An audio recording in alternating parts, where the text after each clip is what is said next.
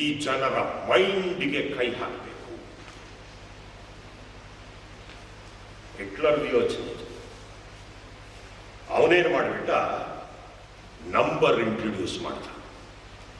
Numbers ಒಬ್ಬೊಬ್ಬರಿಗೆ ಒಂದೊಂದು number. ಇದರಲ್ಲಿ ಆಶ್ಚರ್ಯ ಏನಿಲ್ಲ. ನನಗೀಗ 59 ವರ್ಷ ಆಯ್ತು. ನಾನು ಪ್ರೈಮರಿ ಸ್ಕೂಲ್ನಲ್ಲಿ ಓದುವಾಗ, ಮಿಡ್ಲ್ ಸ್ಕೂಲ್ನಲ್ಲಿ ಓದುವಾಗಲೇ ನಮಗೆ ನಂಬರ್ಗಳಿಟ್ಟಿದ್ರು. ಏನಪ್ಪ ಅಂದರೆ ನಮ್ಮ ಮೇಸ್ಟ್ರುಗಳು ಬರೋರು ಹೆಸರು ಕರೀತಾ ಇರಲಿಲ್ಲ ಅಟೆಂಡೆನ್ಸ್ನಲ್ಲಿ. Number 1 yes sir, number 2 yes sir, number 3 present sir, number 4 ಬಂದಿದ್ದೀನಿ ಸರ್. ನಂಬರ್ ಇರ್ತದೆ, ಕೆಲವು ಗೆರೆಗಳಿರ್ತದೆ, ಅದನ್ನು ಲೇಸರ್ ಕೆಳಗಡೆ ಇಳ್ತಾರೆ, ಪಾಸ್. ನಂಬರಿಂಗ್. ಹಿಟ್ಲರ್ ಏನ್ ಮಾಡಿದ, ಮನುಷ್ಯರಿಗೆ ನಂಬರ್ ಕೊಟ್ಟ. ರೇಷನ್ ಕಾರ್ಡ್ಗೆ ನಂಬರ್ ಇದೆ, ಹೌದಾ? ಆಧಾರ್ ಕಾರ್ಡ್ಗೆ ನಂಬರ್ ಇದೆ, ನೀವು ಯಾವುದೇ ತಗೊಂಡ್ರಿ ನಂಬರ್ ಇದೆ.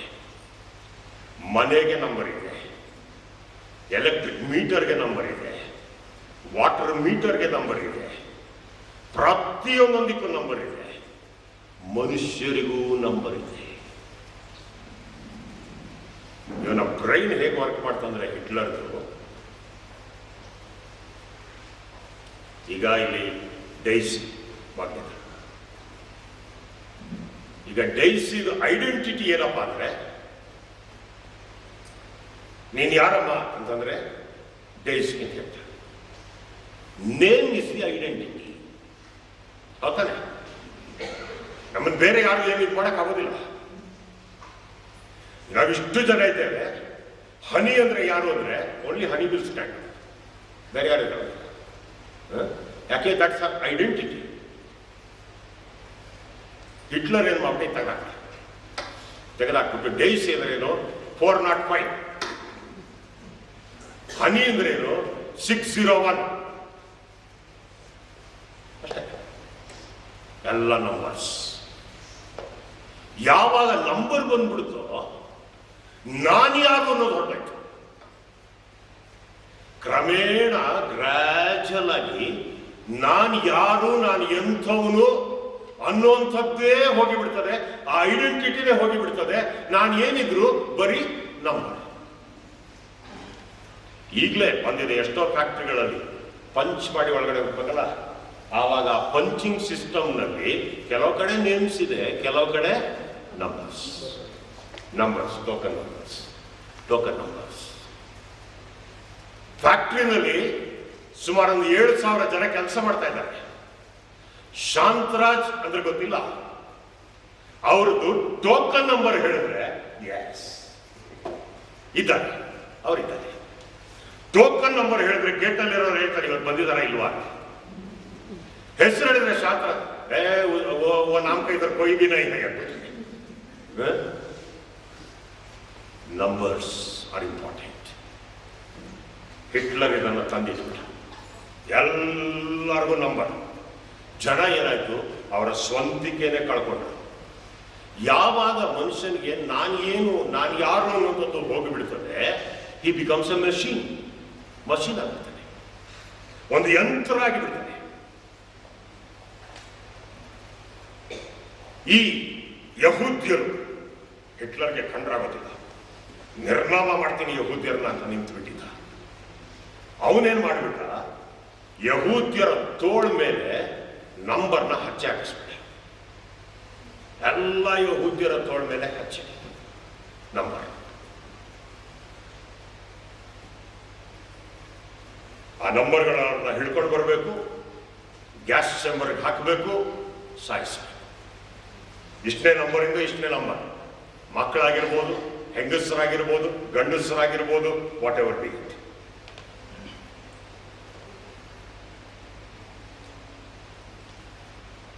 ಏನಾಗ್ತದಂತೆ ಅಂದ್ರೆ, ಈ ಜೆನೆಟಿಕ್ ಯುಗದಲ್ಲಿ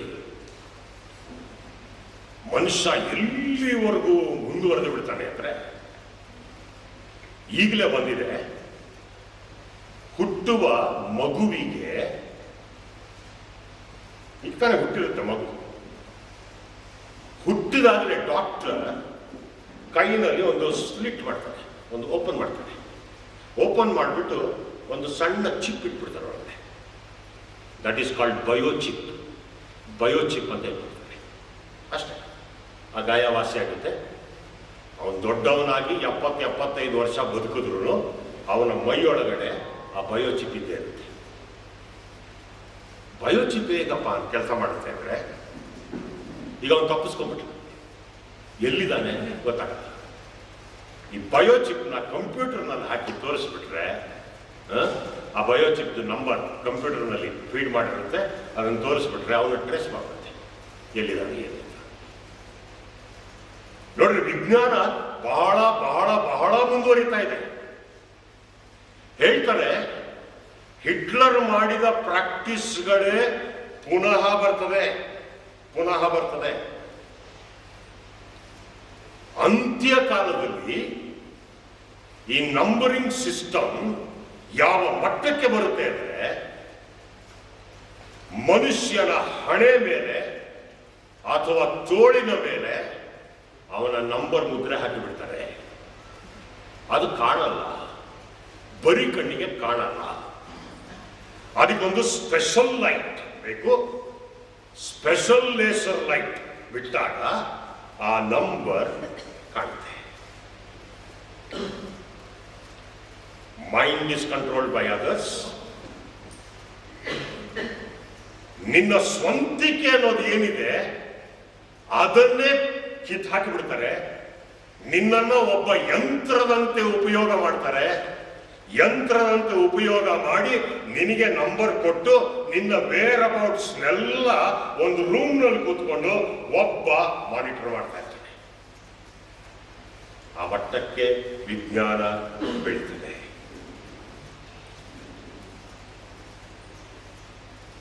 ಈ ಕಂಟ್ರೋಲ್ಡ್ ಮೆಷಿನ್ ಮನುಷ್ಯ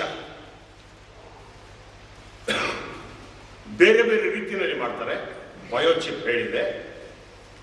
ಈಗ ಒಂದು ಡ್ರಗ್ ಅಂದ್ರೆ ಒಂದು ಔಷಧಿ, ವೇಲಿಯಂ ಎನ್ನುವಂಥ ಒಂದು ಔಷಧಿ 1977ನೇ ಇಸ್ವಿನಲ್ಲಿ ಇದನ್ನ ಕಂಡುಹಿಡಿದಿದ್ದಾರೆ. ನಾವು ಸಾಮಾನ್ಯವಾಗಿ ಏನು ಹೇಳ್ತೀವಿ, ಬನ್ರಿ ನಾವು ಅಲ್ಲಿ ಹೋಗ್ಬಿಟ್ಟು ಬರೋಣ ಅಂದ್ರೆ, ಬೇಡ ಇವತ್ತು ಯಾಕೋ ನನಗೆ ಮೂಡಿಲ್ಲ. ನಾವೊಂಥರ ಮೂಡ್ಗೆ ಒಗ್ಗಿಕೊಂಡಿರುವಂತ ಜೀವಿಗಳು. ಸಂತೋಷ ಅದು ಒಂದು ಮೂಡು, ಬಹಳ ದುಃಖ, ಬಹಳ ಬೇಸರ ಅದು ಒಂದು ಮೂಡು.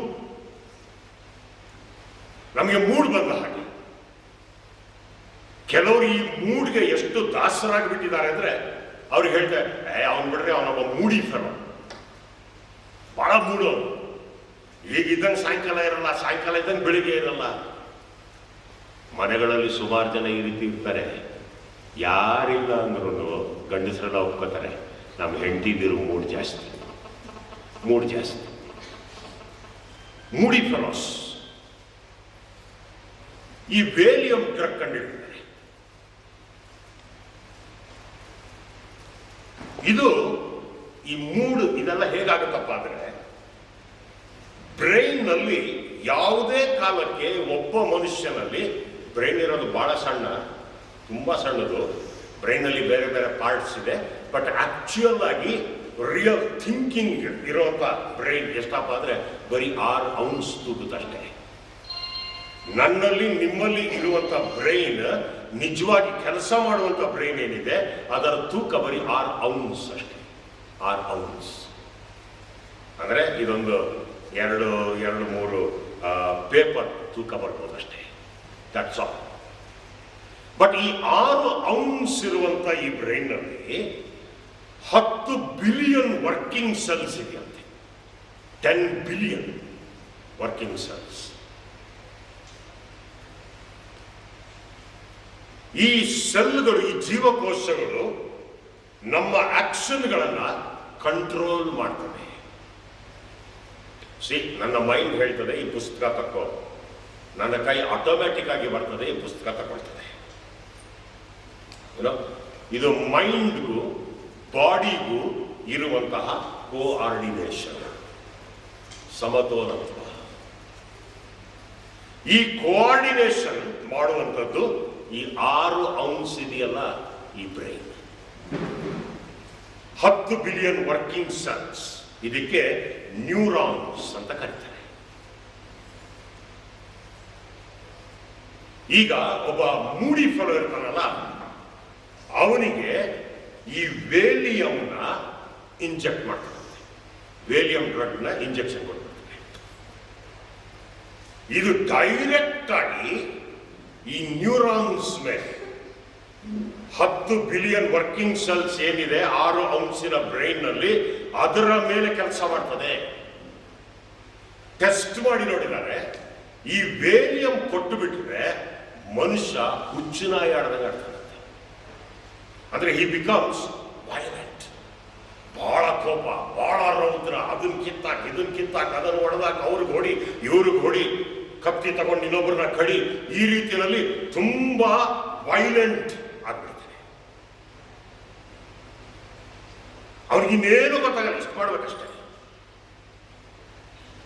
ನೋಡ್ರಿ, ಕೆಲವು ಜನರಿಗೆ ಮೈಂಡ್ಗೂ ಬಾಡಿಗೂ ಕೋಆರ್ಡಿನೇಷನ್ ಇರೋದಿಲ್ಲ ಅಂತ ಎಷ್ಟೋ ಪೇಷಂಟ್ಗಳನ್ನ ನಾವು ನೋಡಿದ್ದೀವಿ. ಮೈಂಡ್ ಏನೋ ಹೇಳುತ್ತೆ, ಇದನ್ನ ನೀನು ಮಾಡಬೇಡ, ಇದು ಸರಿ ಇಲ್ಲ ಅಂತ ಹೇಳ್ತಾ ಇರ್ತದೆ, ಆದರೆ ಕೈ ಅದನ್ನೇ ಮಾಡುತ್ತೆ. ಏನೋ ತಗೊಳ್ಬೇಕು ಮೈಂಡ್ ಹೇಳ್ತಾ ಇರ್ತದೆ, ಅವನು ಹತ್ತತ್ರ ಬರ್ತಾನೆ, ಬಟ್ ತಗೊಳ್ಳೋದೇ ಇಲ್ಲ. ಕೋಆರ್ಡಿನೇಷನ್ ಇಲ್ಲ.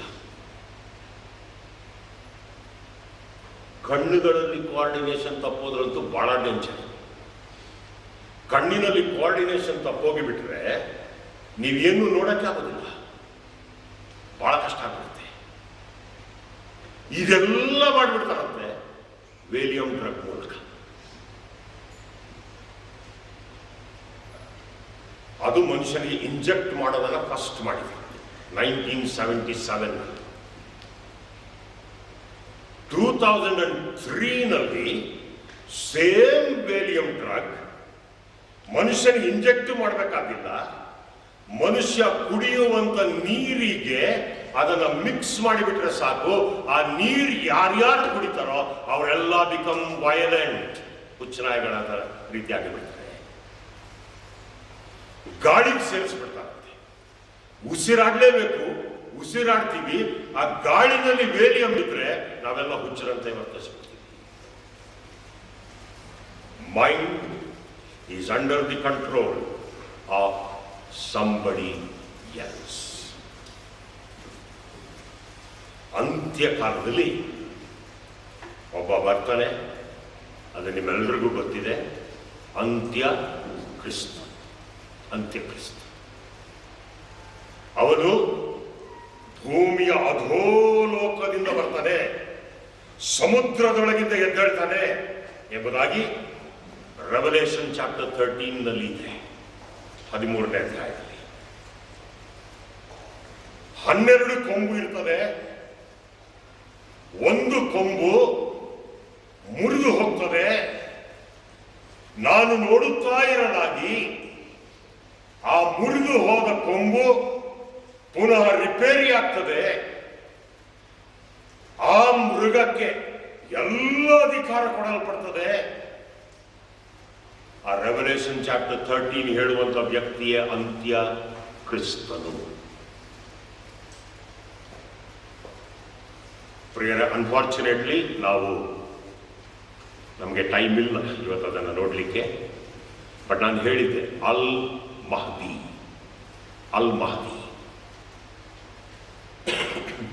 ಖುರಾನ್ನಲ್ಲಿ ಸಹ ಅಂತ್ಯಕ್ರಿಸ್ತನ ಬಗ್ಗೆ ಇದೆ. ಅವನು ಬರ್ತಾನೆ. ಆದರೆ ನಾವು ಯಾರನ್ನ ಅಂತ್ಯಕ್ರಿಸ್ತನು ಎಂಬುದಾಗಿ ಹೇಳ್ತೇವೋ, ಖುರಾನ್ ಹೇಳ್ತದೆ ಅಲ್ ಮಹದಿ ಎಂಬುದಾಗಿ. ಆ ಅಲ್ ಮಹದಿ 7 ವರ್ಷಗಳ ಕಾಲ ಭೂಮಿಯ ಮೇಲೆ ತನ್ನ ದೊರೆತನವನ್ನು ನಡೆಸ್ತಾನೆ. 3.5 ವರ್ಷಗಳ ಕಾಲ ಅವನು ಬಹಳ ಫ್ರೆಂಡ್ಲಿ ಆಗಿರ್ತಾನೆ, ಎಲ್ಲರಿಗೂ ಉಪಕಾರ ಮಾಡ್ತಾನೆ, ತುಂಬಾ ಜನರನ್ನ ಮರುಳುಗೊಳಿಸ್ತಾನೆ, ಭ್ರಮೆಗೊಳಿಸ್ತಾನೆ. ಎಷ್ಟರ ಮಟ್ಟಿಗೆ ಅಂತಂದ್ರೆ ಅವನೇ ಹೋಗಿ ಯೆರೂಸಲೇಮ್ ಪಟ್ಟಣದ ದೇವಾಲಯದಲ್ಲಿ ಹೋಗಿ ನಾನೇ ಕ್ರಿಸ್ತನು ಅಂತ ಕೂತ್ಕೊಂಡ್ಬಿಡ್ತಾನೆ. ಎಲ್ಲರೂ ಅವನನ್ನು ಆರಾಧನೆ ಮಾಡಲಿಕ್ಕೆ ಶುರು ಮಾಡ್ಬಿಡ್ತಾರೆ. ಈಗೋ ಕ್ರಿಸ್ತ, ನಮ್ಮ ಸ್ವಾಮಿ ಎಚ್ಚರಿಕೆ ಕೊಟ್ರಲ್ಲ, ಈಗೋ ಕ್ರಿಸ್ತನು ಇಲ್ಲಿದ್ದಾನೆ ಅಲ್ಲಿದ್ದಾನೆ ಅಂದ್ರೆ ನಂಬಬೇಡ್ರಿ, ಮೋಸ ಹೋಗಬೇಡ್ರಿ. ಕ್ರಿಸ್ತನ ರೀತಿಯಲ್ಲಿ ಬರೋದಿಲ್ಲ, ಅದು ಅಂತ್ಯಕ್ರಿಸ್ತ. ನಿಷಿದ್ಧವಾದದ್ದು, ಅಸಹ್ಯವಾದದ್ದು, ದೇವರ ಗರ್ಭಗುಡಿಯಲ್ಲಿ ಕೂತುಕೊಂಡು ಎಲ್ಲಾ ಮನುಷ್ಯರಿಂದ ಆರಾಧನೆಯನ್ನ ಹೊಂದಿಕೊಳ್ಳುವಂತ ಸಮಯ ಅದಾಗುತ್ತೆ ಅಂತ್ಯಕ್ರಿಸ್ತನು ಬಂದಾಗ. ಎಷ್ಟರ ಮಟ್ಟಿಗೆ ಭ್ರಮೆಗೊಳಿಸ್ತಾನೆ ನೋಡ್ರಿ. ಐ ಆಮ್ ಜೀಸಸ್ ಕ್ರೈಸ್ಟ್ ಅಂತಾನೆ ಜನ ನಂಬ್ತಾರೆ. 3.5 ವರ್ಷ ಆದ ಮೇಲೆ, ಅವರ ಒಟ್ಟು ಆಳ್ವಿಕೆ 7 ವರ್ಷ, 3.5 ವರ್ಷ ಆದ ಬಳಿಕ ಅವನ ನಿಜ ಸ್ವರೂಪ ಗೊತ್ತಾಗ್ತದೆ. ಅವರ ಎಲ್ಲ ಜನರನ್ನ ಕೊಲ್ಲಲಿಕ್ಕೆ ಶುರು ಮಾಡ್ತಾನೆ. ಅದು ಹೇಗೆ ಇರಲಿ, ಆ ಸಬ್ಜೆಕ್ಟ್ ಈಗ ನಾನು ಹೋಗ್ಲಿಕ್ಕೆ ಆಗೋದಿಲ್ಲ. ಅದನ್ನು ನಾವು ಇನ್ನೊಂದು ಸಾರಿ ನೋಡಬೇಕಾಗ್ತದೆ. ಖುರಾನ್, ಬೈಬಲ್ ಎಲ್ಲ ಇಟ್ಕೊಂಡು what is Al Mahdi, what is antichrist, Jesus Christ ಬರುವಂಥದ್ದು ಯಾವಾಗ, ಜೀಸಸ್ ಕ್ರೈಸ್ಟ್ ಬಂದಾಗ ಏನಾಗ್ತದೆ. ನಾನು ಸುಮ್ಮನೆ ತುಣುಕುಗಳನ್ನು ಮಾತ್ರ ನಿಮಗೆ ಹೇಳ್ತಾ ಇದ್ದೇನೆ. ಯೆರೂಸಲೇಮ್ ಪಟ್ಟಣಕ್ಕೆ ಸೊಲೊಮೋನನ ಕಾಲದಲ್ಲಿ ಪೌಳಿ ಗೋಡೆಯಲ್ಲಿ 12 ಬಾಗಿಲುಗಳು ಇದ್ದವು. ಅದರಲ್ಲಿ 11 ಬಾಗಿಲುಗಳು ಆ ಹಳೇ ಗೋಡೆಯಲ್ಲಿ ಈ ಹೊತ್ತಿಗೂ ಇದೆ. ಆ ಗೋಡೆ ಕೆಡವಲ್ಪಟ್ಟಿದೆ, ಅಲ್ಲಲ್ಲಿ ಒಂದೊಂದು ಸ್ವಲ್ಪ ಅವಶೇಷಗಳು ಉಳ್ಕೊಂಡಿವೆ. ಆದ್ರೆ 11 ಬಾಗಿಲುಗಳು ಇವೆ, ಸ್ವಲ್ಪ ಉಳಿದಾವೆ.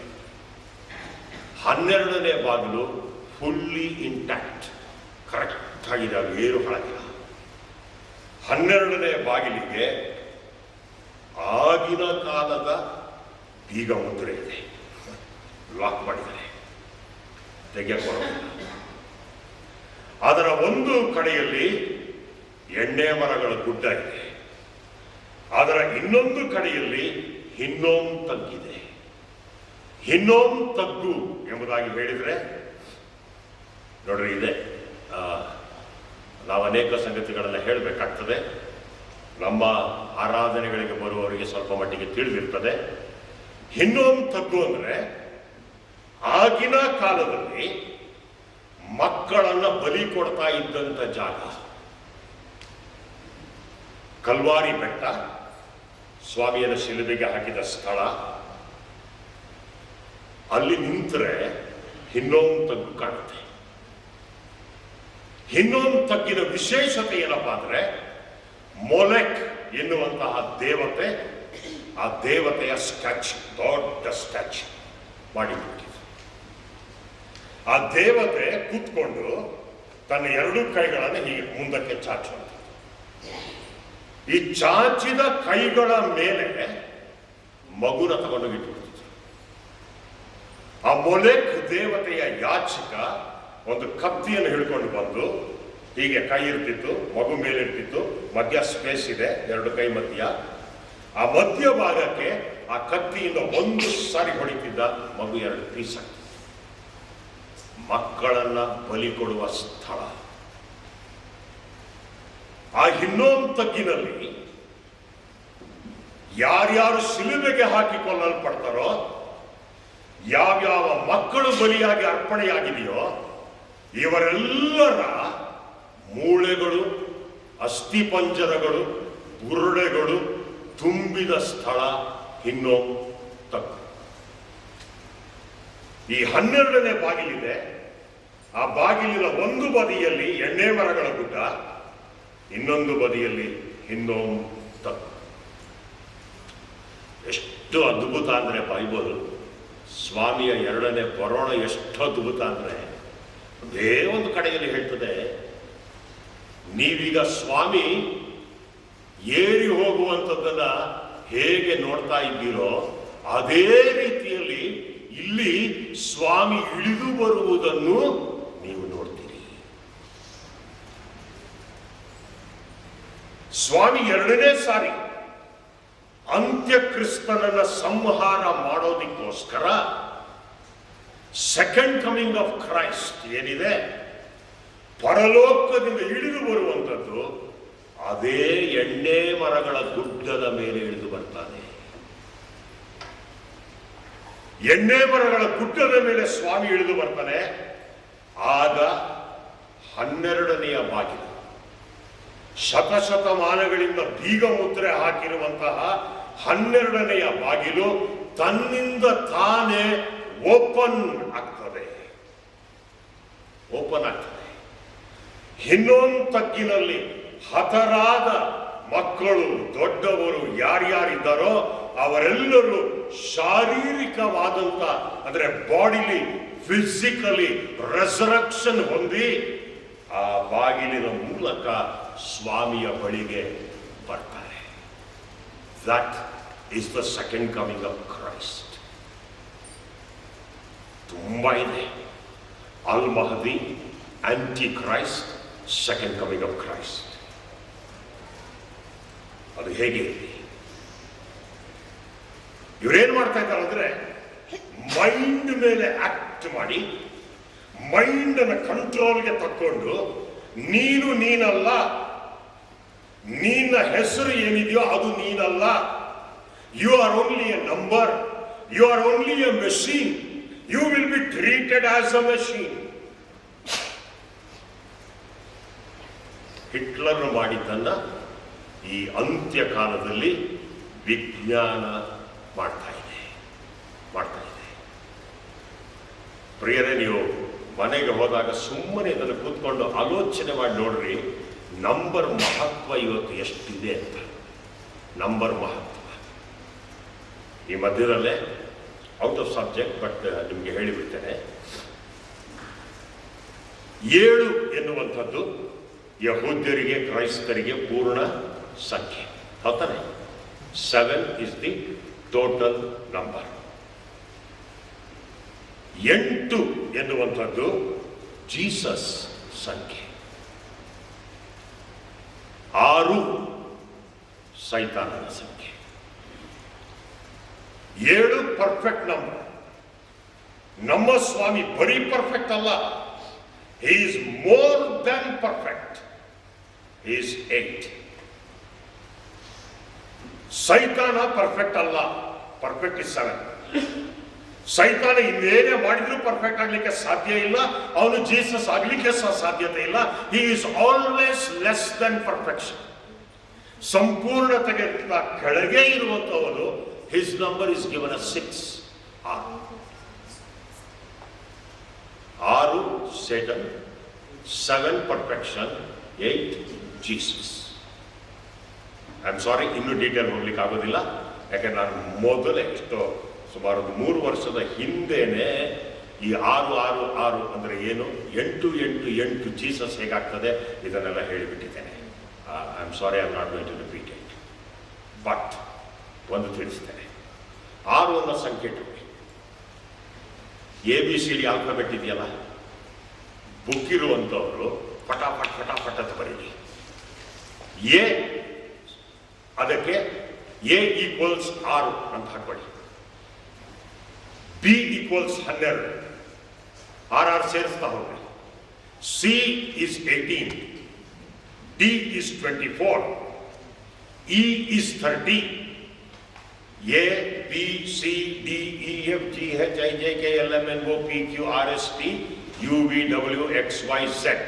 ಅಲ್ಲಿವರೆಗೂ 6 ನಂಬರ್ ಸೇರಿಸ್ಕೊಂಡು ಹೋಗಿ ಕೊಡ್ರಿ. Take 1 minute, no problem. ಸೇರಿಸ್ಕೊಂಡು ಹೋಗ್ರಿ. ಈಗ ಇದರಲ್ಲಿ ನಾನು ನಿಮಗೆ 666 ತೋರಿಸ್ಕೊಡ್ತೀನಿ. 666. ಎ ಅದಕ್ಕೆ 6 number, okay. B 12, C18, D24, E30, F36, G42, H48, I54, J60, K66, L72, M78, N84, O90, P96, Q102, R108, S114, T120, U126, V132, W138, X144, Y150, Z156. ಯಾರಾದರೂ ಒಬ್ಬರಾದರೂ complete ಮಾಡಿದ್ದೀರಾ? ಮಾಡಿದ್ದೀರಿ. ಒಬ್ಬರು, ಇಬ್ಬರು, ಮೂರು ಕಂಪ್ಲೀಟ್ ಮಾಡಿದ್ದೀರಿ. ಓಕೆ, ಈಗ ಅದರ ಕೆಳಗಡೆ ಬರ್ಕೊಳ್ಳಿ ಕಂಪ್ಯೂಟರ್. ಸಿ ಅದರ ಕೆಳಗಡೆ ಓ, ಅದರ ಕೆಳಗಡೆ ಎಂ. ಕಂಪ್ಯೂಟರ್ ಸ್ಪೆಲ್ಲಿಂಗ್ ಬರೀ. ಸಿ ಅದರ ಕೆಳಗಡೆ ಓ, ಅದರ ಕೆಳಗಡೆ ಎಂ, ಅದರ ಕೆಳಗಡೆ ಪಿ, ಅದರ ಕೆಳಗಡೆ ಯು, ಅದರ ಕೆಳಗಡೆ ಟಿ, ಅದರ ಕೆಳಗಡೆ ಇ, ಅದರ ಕೆಳಗಡೆ ಆರ್. ಆಯ್ತಾ? ಕಂಪ್ಯೂಟರ್. COMPUTER. ಓಕೆ, ಕಂಪ್ಯೂಟರ್ ಯುಗ ಅಲ್ವಾ? ಕಂಪ್ಯೂಟರ್ ಕೊಡಿಸ್ಲಿಲ್ಲ ಅಂದ್ರೆ ಮಕ್ಕಳು ಬಿಡಲ್ಲ. ಇವತ್ತು ತೋರಿಸ್ತೀನಿ. ಈಗ ಮೇಲ್ಗಡೆ ನಂಬರ್ಸ್ ಬರ್ಕೊಂಡಿದ್ದೀರಿ. ಸಿಗೆ ಎಷ್ಟು? 18. ಈ ಕಂಪ್ಯೂಟರ್ ಅನ್ನೋದ್ರಲ್ಲಿ ಸಿ ಇದೆಯಲ್ಲ, ಈಕ್ವಲ್ಸ್ ಆಗಿ 18 ಅಂತ ಬರ್ಕೊಳ್ಳಿ. ಓಗೆಷ್ಟು? 90. ಓ ಈಕ್ವಲ್ಸ್ 90 ಬರ್ಕೊಳ್ಳಿ. ಎಂ ಎಷ್ಟು? 78. M equals 78. P equals 96. U equals 126. T equals 120, E equals 30, R equals 108. Total what?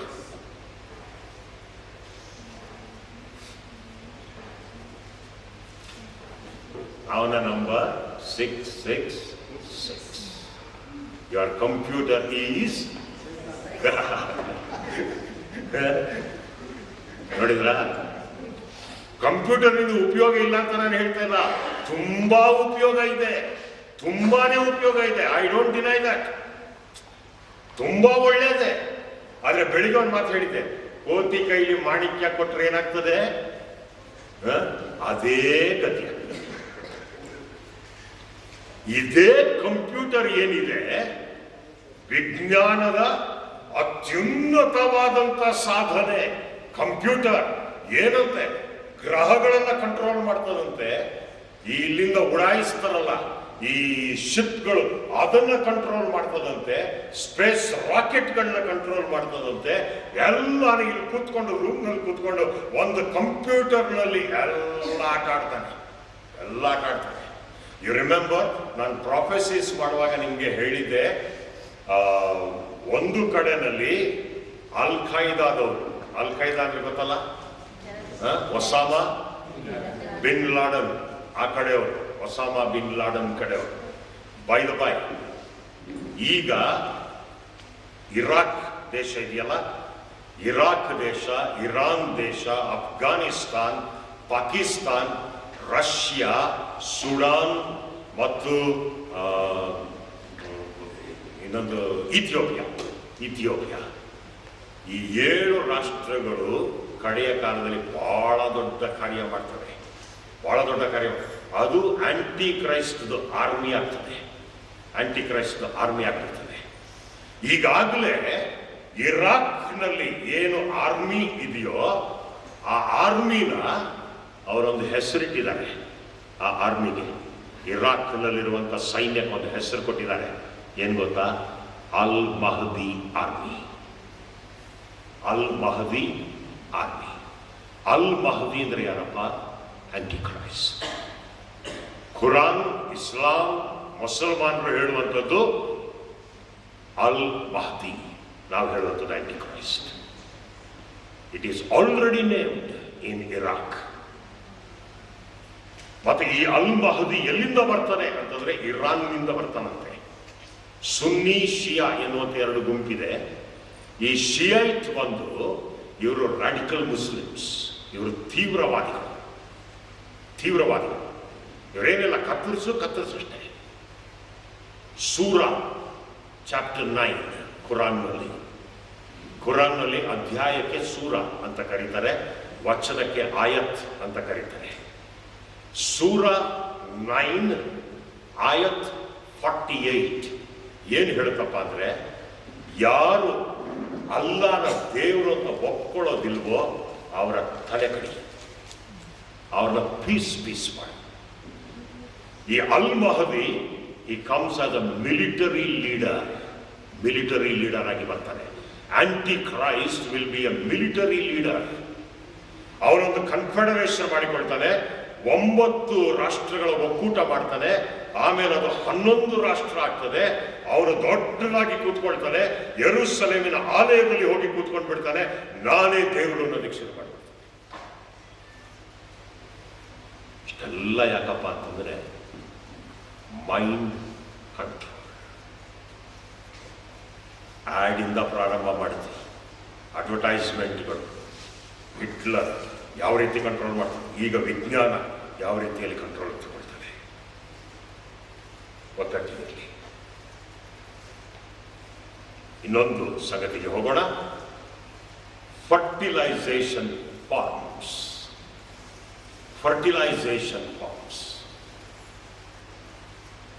ಏನಪ್ಪಾ ಅಂದ್ರೆ ಇದನ್ನು ಕೂಡ ಹಿಟ್ಲರೇ ಮಾಡಿದ್ದು.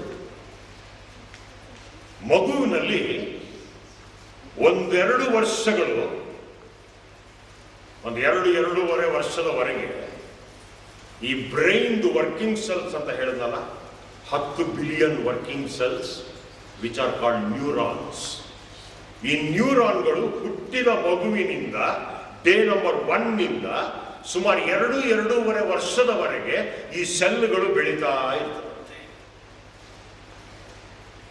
ಈ ಬ್ರೈನ್ ಸೈಜ್ ಈ ಸೆಲ್ಗಳು ಹೆಚ್ಚಾದಂತೆ ದೊಡ್ಡದಾಗ್ತಾ ಹೋಗ್ತದೆ.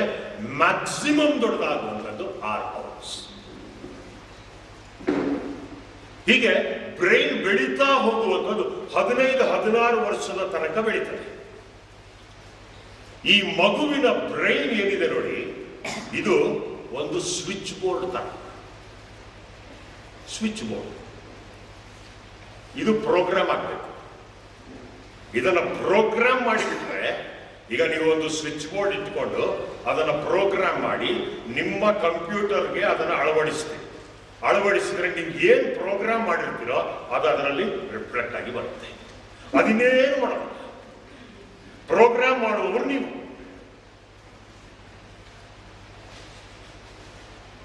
ಬಹುಶಃ ಒಂದು ಉದಾಹರಣೆ ಕೊಟ್ಟರೆ ಸರಿ ಆಗ್ಬೋದು.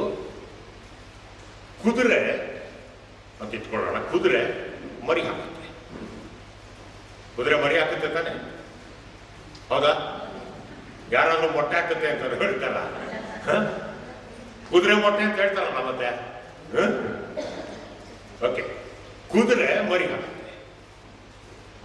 ಈ ಮರಿ ಕುದುರೆ ನೀವು ನೋಡಿರ್ಬೋದು, ಕತ್ತೆ ಸಹ ಅಷ್ಟೇ, ಇದೆಲ್ಲ ಹಾಕಿ ಒಂದೇ ಜಾತಿ. ಮರಿ ಆಗಿ ಅದು ಕೆಳಕ್ಕೆ ಬಂದು ಒಂದು 10-15 ನಿಮಿಷ ಆಗೋಷ್ಟೊತ್ತಿಗೆ ಅದು ತನ್ನ ಕಾಲಗಳನ್ನ ಹೀಗೆ ಚಾಚಕ್ ಶುರು ಮಾಡ್ತದೆ. ಚಾಚಕ್ ಶುರು ಮಾಡಿ ಒಂದು ಅರ್ಧ ಗಂಟೆ ಆಗೋಷ್ಟೊತ್ತಿಗೆ ನಿಂತ್ಕೊಂಡೇ ಬಿಡ್ತದೆ, ರೈಟ್? ಆಮೇಲೆ ಇನ್ನೊಂದು ಸ್ವಲ್ಪ ಹೊತ್ತು ಬಿಟ್ಕೊಂಡು ನೋಡ್ರಿ, ಒಂದು 3 hours ಬಿಟ್ಕೊಂಡು ನೋಡ್ರಿ, ಅದಾಗಲೇ ಒಂದೊಂದು ಹೆಜ್ಜೆ ಹಾಕಕ್ಕೆ ಶುರು ಮಾಡ್ಬಿಟ್ಟಿರುತ್ತೆ. ನೆಕ್ಸ್ಟ್ ಡೇ ಅದು ನಡೀತಾನೆ ಇರ್ತಾನೆ. ಕುದುರೆ ಆಗಲಿ ಕತ್ತೆ ಆಗಲಿ, ಅದರ ಮರಿಗಳಿಗೆ ಆ ಶಕ್ತಿ ಇದೆ, ಆ ಪವರ್ ಇದೆ. ನಮಗೂ ಮಕ್ಕಳಾಗ್ತದೆ, ಮಕ್ಕಳು ನಡೀತಾವ ನೋವೇ. ಅಯ್ಯೋ ಎಷ್ಟೋ ಕಾಲ ಬೇಕು. ಮಕ್ಕಳು ಮಾತಾಡೋದು. ನಾನು ಮಾತಾಡ್ತಿರ್ಲಿಲ್ವಂತೆ ಚಿಕ್ಕಂದಲ್ಲಿ, ಮಾತೇ ಬರ್ತಾ ಇರ್ಲಿಲ್ವಂತೆ. ಆವಾಗ ನಮ್ಮ ತಾತ ಅವರೊಬ್ರು ಉಪದೇಶಿಯಾಗಿದ್ರು. ಅವ್ರೇನು ಮಾಡಿದ್ರಂತೆ, ಅವ್ರಿಗೆ ಯಾರೋ ಹೇಳಿದಾರೆ ಪಾಪ, ಅವರು ಅದನ್ನೇ ಮಾಡಿದ್ದಾರೆ. ಗುಬ್ಬಚ್ಚಿ, ಈಗಂತೂ ಗುಬ್ಬಚ್ಚಿ ನೋಡಕ್ಕೆ ಸಿಕ್ಕಲ್ಲ ಬಿಡಿ. ಆವಾಗ ಗುಬ್ಬಚ್ಚಿಗಳು ಮನೆಯಲ್ಲೆಲ್ಲ ತುಂಬ ಬರ್ತಾ ಇದ್ರು. ಇವರೆಲ್ಲ ಕಿಟಕಿ ಬಾಗಿಲೆಲ್ಲ ಹಾಕ್ಬಿಟ್ಟು ಅವ್ನು ಟವಲ್ ಹಿಡ್ಕೊಂಡು ಗುಬ್ಬಚ್ಚಿಗಳು ಹಿಡಿದುಬಿಟ್ಟು ಅದ್ರ ಪುಕ್ಕ ಎಲ್ಲ ತೆಗೆದು ಅದನ್ನೆಲ್ಲ ಕ್ಲೀನ್ ಮಾಡಿಬಿಟ್ಟು ಅದನ್ನು ನಮ್ಮ ಅಜ್ಜಿ ಫ್ರೈ ಮಾಡ್ಕೊಡೋದು, ಅದನ್ನು ನನಗೆ ತಿನ್ಸೋದು. ಏನಪ್ಪ ಅಂತಂದ್ರೆ ಅದು ನನಗೆ ಸ್ವಲ್ಪ ಜ್ಞಾಪಕ ಇದೆ, ಗುಬ್ಬಚ್ಚಿ ತಿಂದಿರೋದು. ಏನಕ್ಕೆ ಇವನಿಗೆ ಮಾತು ಬರಲ್ಲ, ಮಾತು ಬರಲಿ ಅದೇ ಬಂದಿದ್ದ ಮಾತ್ರ. ತಿನ್ನಿಸುವಾಗ ಏನು ಮಾಡಿದ್ರು, ಒಂದೆರಡು ಗುಬ್ಬಚ್ಚಿ ಜಾಸ್ತಿ ತಿನ್ನಿಸ್ಬಿಟ್ಟು. ಈಗ ಮಾತು ಶುರು ಆಗ್ಬಿಟ್ರೆ ನಾನು ಸ್ಟಾಪ್. ಜಾಸ್ತಿ ಸ್ವಲ್ಪ ಕಡಿಮೆ ತಿನ್ಸಿದ್ರೆ ಮಿತವಾಗಿರ್ತಿದ್ದ ಏನೋ, ಈಗ ನಾನ್ ಸ್ಟಾಪ್ ಮಾತಾಡ್ಬಿಟ್ಟಿದೆ. ಓಕೆ, ನಮ್ಮ ಮಕ್ಕಳು ಆ ರೀತಿಯಲ್ಲಿ ಆಗೋಲ್ಲ. ಅವುಗಳಿಗೆ ಕಣ್ಣಿನ ಕೋಆರ್ಡಿನೇಷನ್ ಇರೋಲ್ಲ. ಕಣ್ಣಿನ ಕೋಆರ್ಡಿನೇಷನ್ ಪ್ರಾರಂಭ ಆಗೋದೇ 3ನೇ ದಿನದಿಂದ. 3ನೇ ದಿನದಿಂದ ಮಗು ಸ್ವಲ್ಪ ಕಣ್ಬಿಟ್ಟು ಹೀಗೆ ನೋಡ್ತದೆ. ನೋಡಿ ಅವ್ರನ್ನ ಇವ್ರನ್ನ ಯಾರಾದ್ರೂ ಶಬ್ದ ಮಾಡಿದ್ರೆ ಹಿಂಗೆ ತಿರುಗಿ ನೋಡ್ತದೆ, ಹಿಂಗೆ ಕಣ್ಣು ಹೊರಡಿಸ್ತದೆ. 3ನೇ ದಿನದಿಂದ ಇಟ್ ಸ್ಟಾರ್ಟ್ಸ್. ಇದು ಹಾಗೆ 6 ತಿಂಗಳು, 9 ತಿಂಗಳು, 10 ತಿಂಗಳು, 12 ತಿಂಗಳು, 15 ತಿಂಗಳು, 16 ತಿಂಗಳು ಮಗುವಿನ ಇನಿಷಿಯಲ್ ಸ್ಟೇಜಸ್ ಆಫ್ ಗ್ರೋತ್ ನಡೀತಾ ಇರ್ತದೆ. ಈ ಸ್ಕಿಲ್ಸ್ ಮತ್ತೆ ಬಿಹೇವಿಯರ್, ಈ ನೋಡ್ರಿ, ಚಿಕ್ಕ ಮಕ್ಕಳು, ಒಂದು ಮಗು, ಪುಟ್ಟ ಮಗು ಮಲಗಿದೆ ಅಂತಂದ್ರೆ, ಒಂದು 3, 4, 6 ತಿಂಗಳು ಮಗು ಮಲಗಿದೆ ಅಂದ್ರೆ, ಆ ಮಗು ಹತ್ರ ಹೋಗಿ ಚಿಟಿಕೆ ಹೊಡೆದ್ರೆ ಅದು ಹೀಗೆ ಹೊರಗೆ ನೋಡ್ತದೆ. ಅದಕ್ಕೆ ಹೆಂಗೆ ಗೊತ್ತಾಗುತ್ತೋ ಬಿಡುತ್ತೋ, ಆ ಬೊಚ್ಚ ಬಾಯಿ ಬಿಡ್ತದೆ. ಹೌದಾನೆ, ಬೊಚ್ಚ ಬಾಯಿ ಬಿಡ್ತದೆ. Behaviour, skills. ಫಸ್ಟ್ ಹುಟ್ಟಿದಾಗ ಮಗುವಿನ ಕೈಗೆ ನಿಮ್ಗೆ ಬೆರಳು ಕೊಡ್ರಿ, ಏನಿಲ್ಲ, ಸುಮ್ಮನೆ ಹಿಂಗೆ ಇರ್ತದೆ. ಒಂದು ಸ್ವಲ್ಪ ತಿಂಗಳಾದ್ಮೇಲೆ ಬೆರಳು ಕೊಡ್ರಿ, ಬೆರಳು ಹಿಡ್ಕೋಬೇಕು. ಸ್ಕಿಲ್ಸ್. ಮಗುವಿಗೆ ಏನು ಯಾರೂ ಹೇಳ್ಕೊಡ್ದೆ, ಯಾರೂ ಇದು ಮಾಡದೆ ಹುಟ್ಟಿದಂದಿನಿಂದಾನೇ ಬರೋದು ಅಂದ್ರೆ ಒಂದೇ ಒಂದು ಗುಣ, ಏನಪ್ಪ? ತಾಯಿಯ ಹಾಲು ಕುಡಿಯೋದಷ್ಟೇ. ಇನ್ನೇನು ಮಾಡಿ ಇನ್ನೆಲ್ಲ ಗುಣಗಳು, ಇನ್ನೆಲ್ಲ ಲಕ್ಷಣಗಳು, ಇನ್ನೆಲ್ಲ ಬಿಹೇವಿಯರ್ಸ್, ಇನ್ನೆಲ್ಲ ಸ್ಕಿಲ್ಸ್ ಬೆಳೀತಾ ಬೆಳೀತಾ ಬೆಳೀತಾ ಬೆಳೀತಾ ಅಕ್ವೈರ್ ಮಾಡಿಕೊಳ್ಳುವಂಥದ್ದು, ಕಲಿತುಕೊಳ್ಳುವಂಥದ್ದು, ಸಂಪಾದನೆ ಮಾಡಿಕೊಳ್ಳುವಂಥದ್ದು, ರೂಢಿಸಿಕೊಳ್ಳುವಂಥದ್ದು, ಅಭ್ಯಾಸಕ್ಕೆ ತಂದುಕೊಳ್ಳುವಂಥದ್ದು. ಈ ಹಿಟ್ಲರ್ ಇದನ್ನು ತಿಳ್ಕೊಂಡ್ಬಿಟ್ಟು ನೋಡ್ರಿ, ಅವನು ಏನು ಅಸಾಮಾನ್ಯವಾದಂಥ ವ್ಯಕ್ತಿ. ಅವನಿಗೆ ಇದ್ದಿದ್ದು ಬ್ರೈನ್ ನಿಜವಾಗ ಅವ್ನು ಒಳ್ಳೇದಕ್ಕೆ ಉಪಯೋಗ ಮಾಡಿಬಿಟ್ಟಿದ್ರೆ ಅದು ಏನಾಗ್ಬಿಡ್ತಿದ್ನೋ. ಇವನು ಇದನ್ನ ತಿಳ್ಕೊಂಡ್ಬಿಟ್ಟು ಏನು ಮಾಡ್ಬಿಡ್ತಾನೆ, ಮಕ್ಕಳಾಗ್ತದ ಅಲ್ಲಿ ಒಳ್ಳೇದು, ಸಂತೋಷ. ಆಮೇಲೆ ಅವನ್ನ ನೋಡ್ಬಿಟ್ಟು ಚೈನಾದವರು ಕಲ್ತ್ಬಿಟ್ಟು, ಚೈನಾದವನ್ನ ನೋಡಿ ಇನ್ನೊಬ್ರು ಕಲ್ತು. ಮಕ್ಕಳಾದ್ರೆ ನೀನೇನ್ ಮಾಡ್ಬೇಕಪ್ಪ ಅಂದ್ರೆ, ಮಗುನ್ ತಗೊಂಡು ಬಾ, ನರ್ಸರಿಗೆ ಬಿಟ್ಬಿಡು. ಗೌರ್ಮೆಂಟ್ ನರ್ಸರಿ ನೋಡ್ಕೊಳ್ತದೆ, ಗೌರ್ಮೆಂಟ್ನವ್ರು ಇರ್ತಾರೆ, ಇಲ್ಲಿ ಅವರೆಲ್ಲರೂ ಮಾಡ್ತಾರೆ. ನೀನ್ ಇಲ್ಲೇನ್ ಮಾಡ್ಬೇಕಾಗಿಲ್ಲ, you go back to work. ನೀನ್ ಕೆಲಸ, ನೀನ್ ದುಡಿಬೇಕು. ದುಡಿಮೆ ನಿಲ್ಬಾರ್ದು. ನೀನು ಹೋಗು, ದೇಶಕ್ಕೆ ಆದಾಯ ದುಡಿಮೆ ಅದನ್ನು ನೀನು ಮಾಡಬೇಕು. ನೀನು ಹೋಗು, ಮಗು ನಿಲ್ಬಿಡು. ಸರಿ, ತಗೊಂಡು ಬರ್ತಿದ್ರು, ಮಗುನ ಬಿಟ್ಬಿಡೋರು, ಎಲ್ಲ ಬೇರೆಯವರು ನೋಡ್ಕೊಂಡ್ರು. ಒಂದು ಕಂಟ್ರೋಲ್ಡ್ ವಾತಾವರಣ, ಮನೆ ವಾತಾವರಣ ಇಲ್ಲ, ಕಂಟ್ರೋಲ್ಡ್ ವಾತಾವರಣ. ತಾಯಿದು ಇಮೋಷನಲ್ ಆದಂಥ ಕಾಂಟ್ಯಾಕ್ಟ್ ಇಲ್ಲ. ಈಗ ನೋಡಿ, ಮಗು ತುಂಬ ಅಳ್ತಾ ಇರ್ತದೆ, ತುಂಬ ಅಳ್ತಾ ಇರ್ತದೆ. ನೀವೆತ್ಕೊಳ್ಳಿ, ಇನ್ನೊಬ್ರು ಎತ್ಕೊಳ್ಳಿ, ಯಾರು ಎತ್ಕೊಂಡ್ರು ಅಳು ನಿಲ್ಸಲ್ಲ. ಎಷ್ಟೇ ನೀವು ಚೆನ್ನಾಗಿ ನೋಡ್ಕೊಳ್ಬೋದು, ಹೆಗಲ ಮೇಲೆ ಹಾಕೊಂಡು ತಟ್ಟಬಹುದು, ಇಲ್ಲಿ ಹಾಕೊಂಡು ತೂಗಬಹುದು, ಜೋಗಳ ಹಾಡ್ಬೋದು, ಅಳು ನಿಲ್ಸಲ್ಲ. ತಾಯಿ ಬಂದು ಎತ್ಕೊಳ್ಳಿ, ಚಟ್ಟ ಅಂತ ನಿಲ್ಲಿಸುತ್ತದೆ. ಆ ಇಮೋಷನಲ್ ಬಾಂಡೇಜ್ ಇದೆ, ಇಮೋಷನಲ್ ಬಾಂಡೇಜ್ ತಾಯಿ ಮಗುವಿನ ಮಧ್ಯೆ. ಹಿಟ್ಲರ್ ಏನ್ ಮಾಡ್ಬಿಟ್ಟ, ಕಟ್ ಮಾಡಿದ. ಈ ಇಮೋಷನಲ್ ಸಂಬಂಧನೇ ಇಟ್ಕೊಡ್ತು. ನೀನು ದುಡಿಬೇಕು, ನೀನು machine, you are made to work. ನೀನು ಉಂಟಾಗಿರುವಂಥದ್ದು ದುಡಿಯೋದಕ್ಕೋಸ್ಕರ. ನೀನು ಹೋಗಿ ದುಡಿ. ಮಗುನ ಬಿಟ್ಟು ಮಗು ಸಾಕ್ಬೇಕಾದ್ರೆ ನಾವು ಸಾಕ್ತೀವಿ. ತಾಯಿಗೂ ಮಗುವಿಗೂ ಆ ಇಮೋಷನಲ್ ಆದಂತ ಬಾಂಧವ್ಯ ಎನ್ನುವಂಥದ್ದೇ ಹೊರಟೋಯ್ತು. ಫಿಸಿಕಲ್ ಅಟ್ಯಾಚ್ಮೆಂಟ್ ಇಲ್ಲ ಮಗುಗೂ ತಾಯಿ. ಸೊ ಮಗು ತನ್ನದೇ ಆದ ರೀತಿಯಲ್ಲಿ ಬೆಳೀಲಿಕ್ಕೆ ಪ್ರಾರಂಭ ಮಾಡಿತು. ಮೊದಲಿನ 1-2-3 ವರ್ಷ ಬಹಳ ಪ್ರಾಮುಖ್ಯ. ಹಿಟ್ಲರ್ ಏನ್ ಮಾಡ್ಬಿಟ್ಟ, ಆ ಮಗುನ ತನ್ನ ಹತ್ರ ಇಟ್ಕೊಂಡ್ಬಿಟ್ಟು ನಾಜಿಸಂ ತನ್ನ ತತ್ವಗಳನ್ನು ಬೋಧನೆ ಮಾಡಿ ತನ್ನ ಇದನ್ನ ಪ್ರಾಕ್ಟೀಸ್ ಮಾಡಿ ಚಿಕ್ಕ ಮಕ್ಕಳ ಕೈಯಲ್ಲಿ ಬಂದೂಕ ಕೊಟ್ಟು ಚಿಕ್ಕ ಮಕ್ಕಳ ಕೈಯಲ್ಲಿ ಕತ್ತಿ ಕೊಟ್ಟು ಅವರ ಮೈಂಡ್ನ ಹೇಗೆ ರೂಪಿಸ್ಬಿಟ್ಟ ಅಂತಂದ್ರೆ ಅವರು ಆಕ್ಟಿವ್ಲಿ ವೈಲೆಂಟ್. ಏನಿದೆಯಾ ಅಪ್ಪ ಇಲ್ಲ, ಅಮ್ಮ ಇಲ್ಲ, ಅದಿಲ್ಲ, ಇದಿಲ್ಲ, ಯಾವುದಿಲ್ಲ, ನಾವಿರೋದೇನಕ್ಕೆ ಇದಕ್ಕೆ ಯಹೂದ್ಯರು ಕಾಣ್ತಾರ ತುಂಬಿಟ್ಟಿದ್ದಾನೆ. ಇಂಡಾಕ್ಟ್ರಿನೇಷನ್ ಅಂತ ಹೇಳ್ತಾರೆ ಅದಕ್ಕೆ ಇಂಗ್ಲಿಷ್ನಲ್ಲಿ, ಇಂಡಾಕ್ಟ್ರಿನೇಷನ್. ನನ್ನ ಆಲೋಚನೆಗಳನ್ನ ನಿಮ್ಮ ಮೈಂಡ್ನಲ್ಲಿ ತುರುಕುವಂಥದ್ದು, ದಟ್ ಇಸ್ ಕಾಲ್ಡ್ ಇಂಡಾಕ್ಟ್ರಿನೇಷನ್. ನನ್ನದನ್ನ ನಿಮಗೆ ತುರುಕುವಂಥದ್ದು. ಹಿಟ್ಲರ್ ಏನ್ ಮಾಡಿಬಿಟ್ಟ, ಅವನ ಎಲ್ಲ ಆಲೋಚನೆಗಳನ್ನ, ನಾಜಿ ಆಲೋಚನೆಗಳನ್ನ ಮಕ್ಕಳಾಗಿರುವಾಗಲೇ ಅವರ ತಲೆಯಲ್ಲಿ ತುಂಬಿಬಿಟ್ಟ. ಅವರೇನಾಗ್ಬಿಟ್ರು, ವಯಸ್ಸಿಗೆ ಬರ್ತಾ 15, 16, 17, 18 ವರ್ಷ ಆಗುವಾಗ ವೈಲೆಂಟ್. ಪ್ರಿಯರೇ, ಈಗ ನಡೀತಾ ಇರೋದೇನು ಸೇಮ್. ನಿನ್ನೆ ಒಬ್ಬನಿಗೆ ಚಿಕಾಗೋ ಕೋರ್ಟ್ ಮರಣದಂಡನೆ ವಿಧಿಸ್ತಲ್ಲ, 35 ವರ್ಷಗಳ ಜೈಲುವಾಸ ವಿಧಿಸ್ತಲ್ಲ. ಅವನ ಹೆಸರೇನು? David Headley. ಏನವನು? ಯಾರವನು? ಉಗ್ರವಾದಿ. ನೋಡಿ, ಎಷ್ಟೋ ಜನ ಪೇಪರ್ ಓದಲ್ಲ, ನ್ಯೂಸ್ ನೋಡಲ್ಲ, ಏನ್ ಬೇಕಾಗಿಲ್ಲ. ಟಿವಿ ಇದೆ, ಏನಾಕು? ಉದಿಯ ಮ್ಯೂಸಿಕ್, ಉದಿಯ ಮೂವೀಸ್, ಅದಾಕು ಇದಾಕು ಬರೀ ಇವೆ. ನ್ಯೂಸ್ ಬೇಕಾಗಿಲ್ಲ, ಪ್ರಪಂಚದಲ್ಲಿ ಏನಾಗ್ತಿದೆ ಬೇಕಾಗಿಲ್ಲ, ಪಕ್ಕದಲ್ಲಿ ಏನಾಗ್ತಿದೆ ಬೇಕಾಗಿಲ್ಲ. ಡೇವಿಡ್ ಹೆಡ್ಲಿ 35 ವರ್ಷ ಅವನಿಗೆ ಜೈಲು ವಾಸ ವಿಧಿಸಿದ್ದಾನೆ. ಅವನು ಬಾಂಬೆನಲ್ಲಿ ಆಯ್ತಲ್ಲ ಬ್ಲಾಸ್ಟ್, ಅದನ್ನ ಪ್ಲಾನ್ ಮಾಡಿದವನವನೇ, ಸ್ಕೆಚ್ ಹಾಕಿದವನವನೇ, ರೂಟ್ ಹೇಳ್ಕೊಟ್ಟವನವನೇ, ಎಲ್ಲ ಅದರ ರೂವಾರಿ ಡೇವಿಡ್ ಹೆಡ್ಲಿ. ಓಕೆ, ಟೆರರಿಸ್ಟ್ಗಳ ಹತ್ರ ಅನುಕಂಪ ಅನ್ನುವಂಥದ್ದು ಇಲ್ಲ, ಕರುಣೆ ಅನ್ನುವಂಥದ್ದು ಇಲ್ಲ. ಯಾವ ರೀತಿ ತಯಾರು ಮಾಡ್ತಾರೆ? ಅಫ್ಘಾನಿಸ್ತಾನ ಈ ದಿವಸ ಟೆರರಿಸ್ಟ್ ನೇಷನ್. ಏನಪ್ಪ ಅಂದ್ರೆ ಅಲ್ಲಿರೋದೆಲ್ಲ ಟೆರರಿಸ್ಟ್ ಟ್ರೈನಿಂಗ್ ಕ್ಯಾಂಪ್ಸ್. ಯಾರನ್ನೇ ನೋಡ್ರಿ, ಟರ್ಬನ್ ಕಟ್ಕೊಂಡಿರ್ತಾರೆ, ಉದ್ದಕ್ಕೊಂದು ಟರ್ಬನ್ ಬಿಟ್ಟಿರ್ತಾರೆ, ಯೂಶಲಿ ಬ್ಲ್ಯಾಕ್ ಟರ್ಬನ್ ಅಂತ ಯಾಕೆ ಹೇಳ್ತಿದ್ದೇನೆ ಅಂದ್ರೆ, ನಾನು ನೆಕ್ಸ್ಟ್ ಟೈಮ್ ಮಾಡುವಾಗ ಅಲ್ ಮಹದಿ ಮತ್ತೆ ಇದೆಲ್ಲ ಮಾಡ್ತೀನಲ್ಲ, anti Christ, second coming of Christ, ಅದನ್ನ ಬ್ಲ್ಯಾಕ್ ಟರ್ಬನ್ ನಮ್ಮ ಬೈಬಲ್ನಲ್ಲಿದೆ, ತೋರಿಸ್ಕೊಡ್ತೀನಿ ನಾನು. ಬ್ಲ್ಯಾಕ್ ಟರ್ಬನ್ ಹಾಕೊಂಡಿರ್ತಾರೆ ಉಗ್ರವಾದಿಗಳು, ಕೈಯಲ್ಲಿ ಬಂದೂಕುಗಳನ್ನು ಹಿಡ್ಕೊಂಡಿರ್ತಾರೆ. ಮಕ್ಕಳು ಫೈರಿಂಗ್ ಟ್ರೈನಿಂಗ್ ತಗೊಳ್ತಾ ಇರ್ತಾರೆ.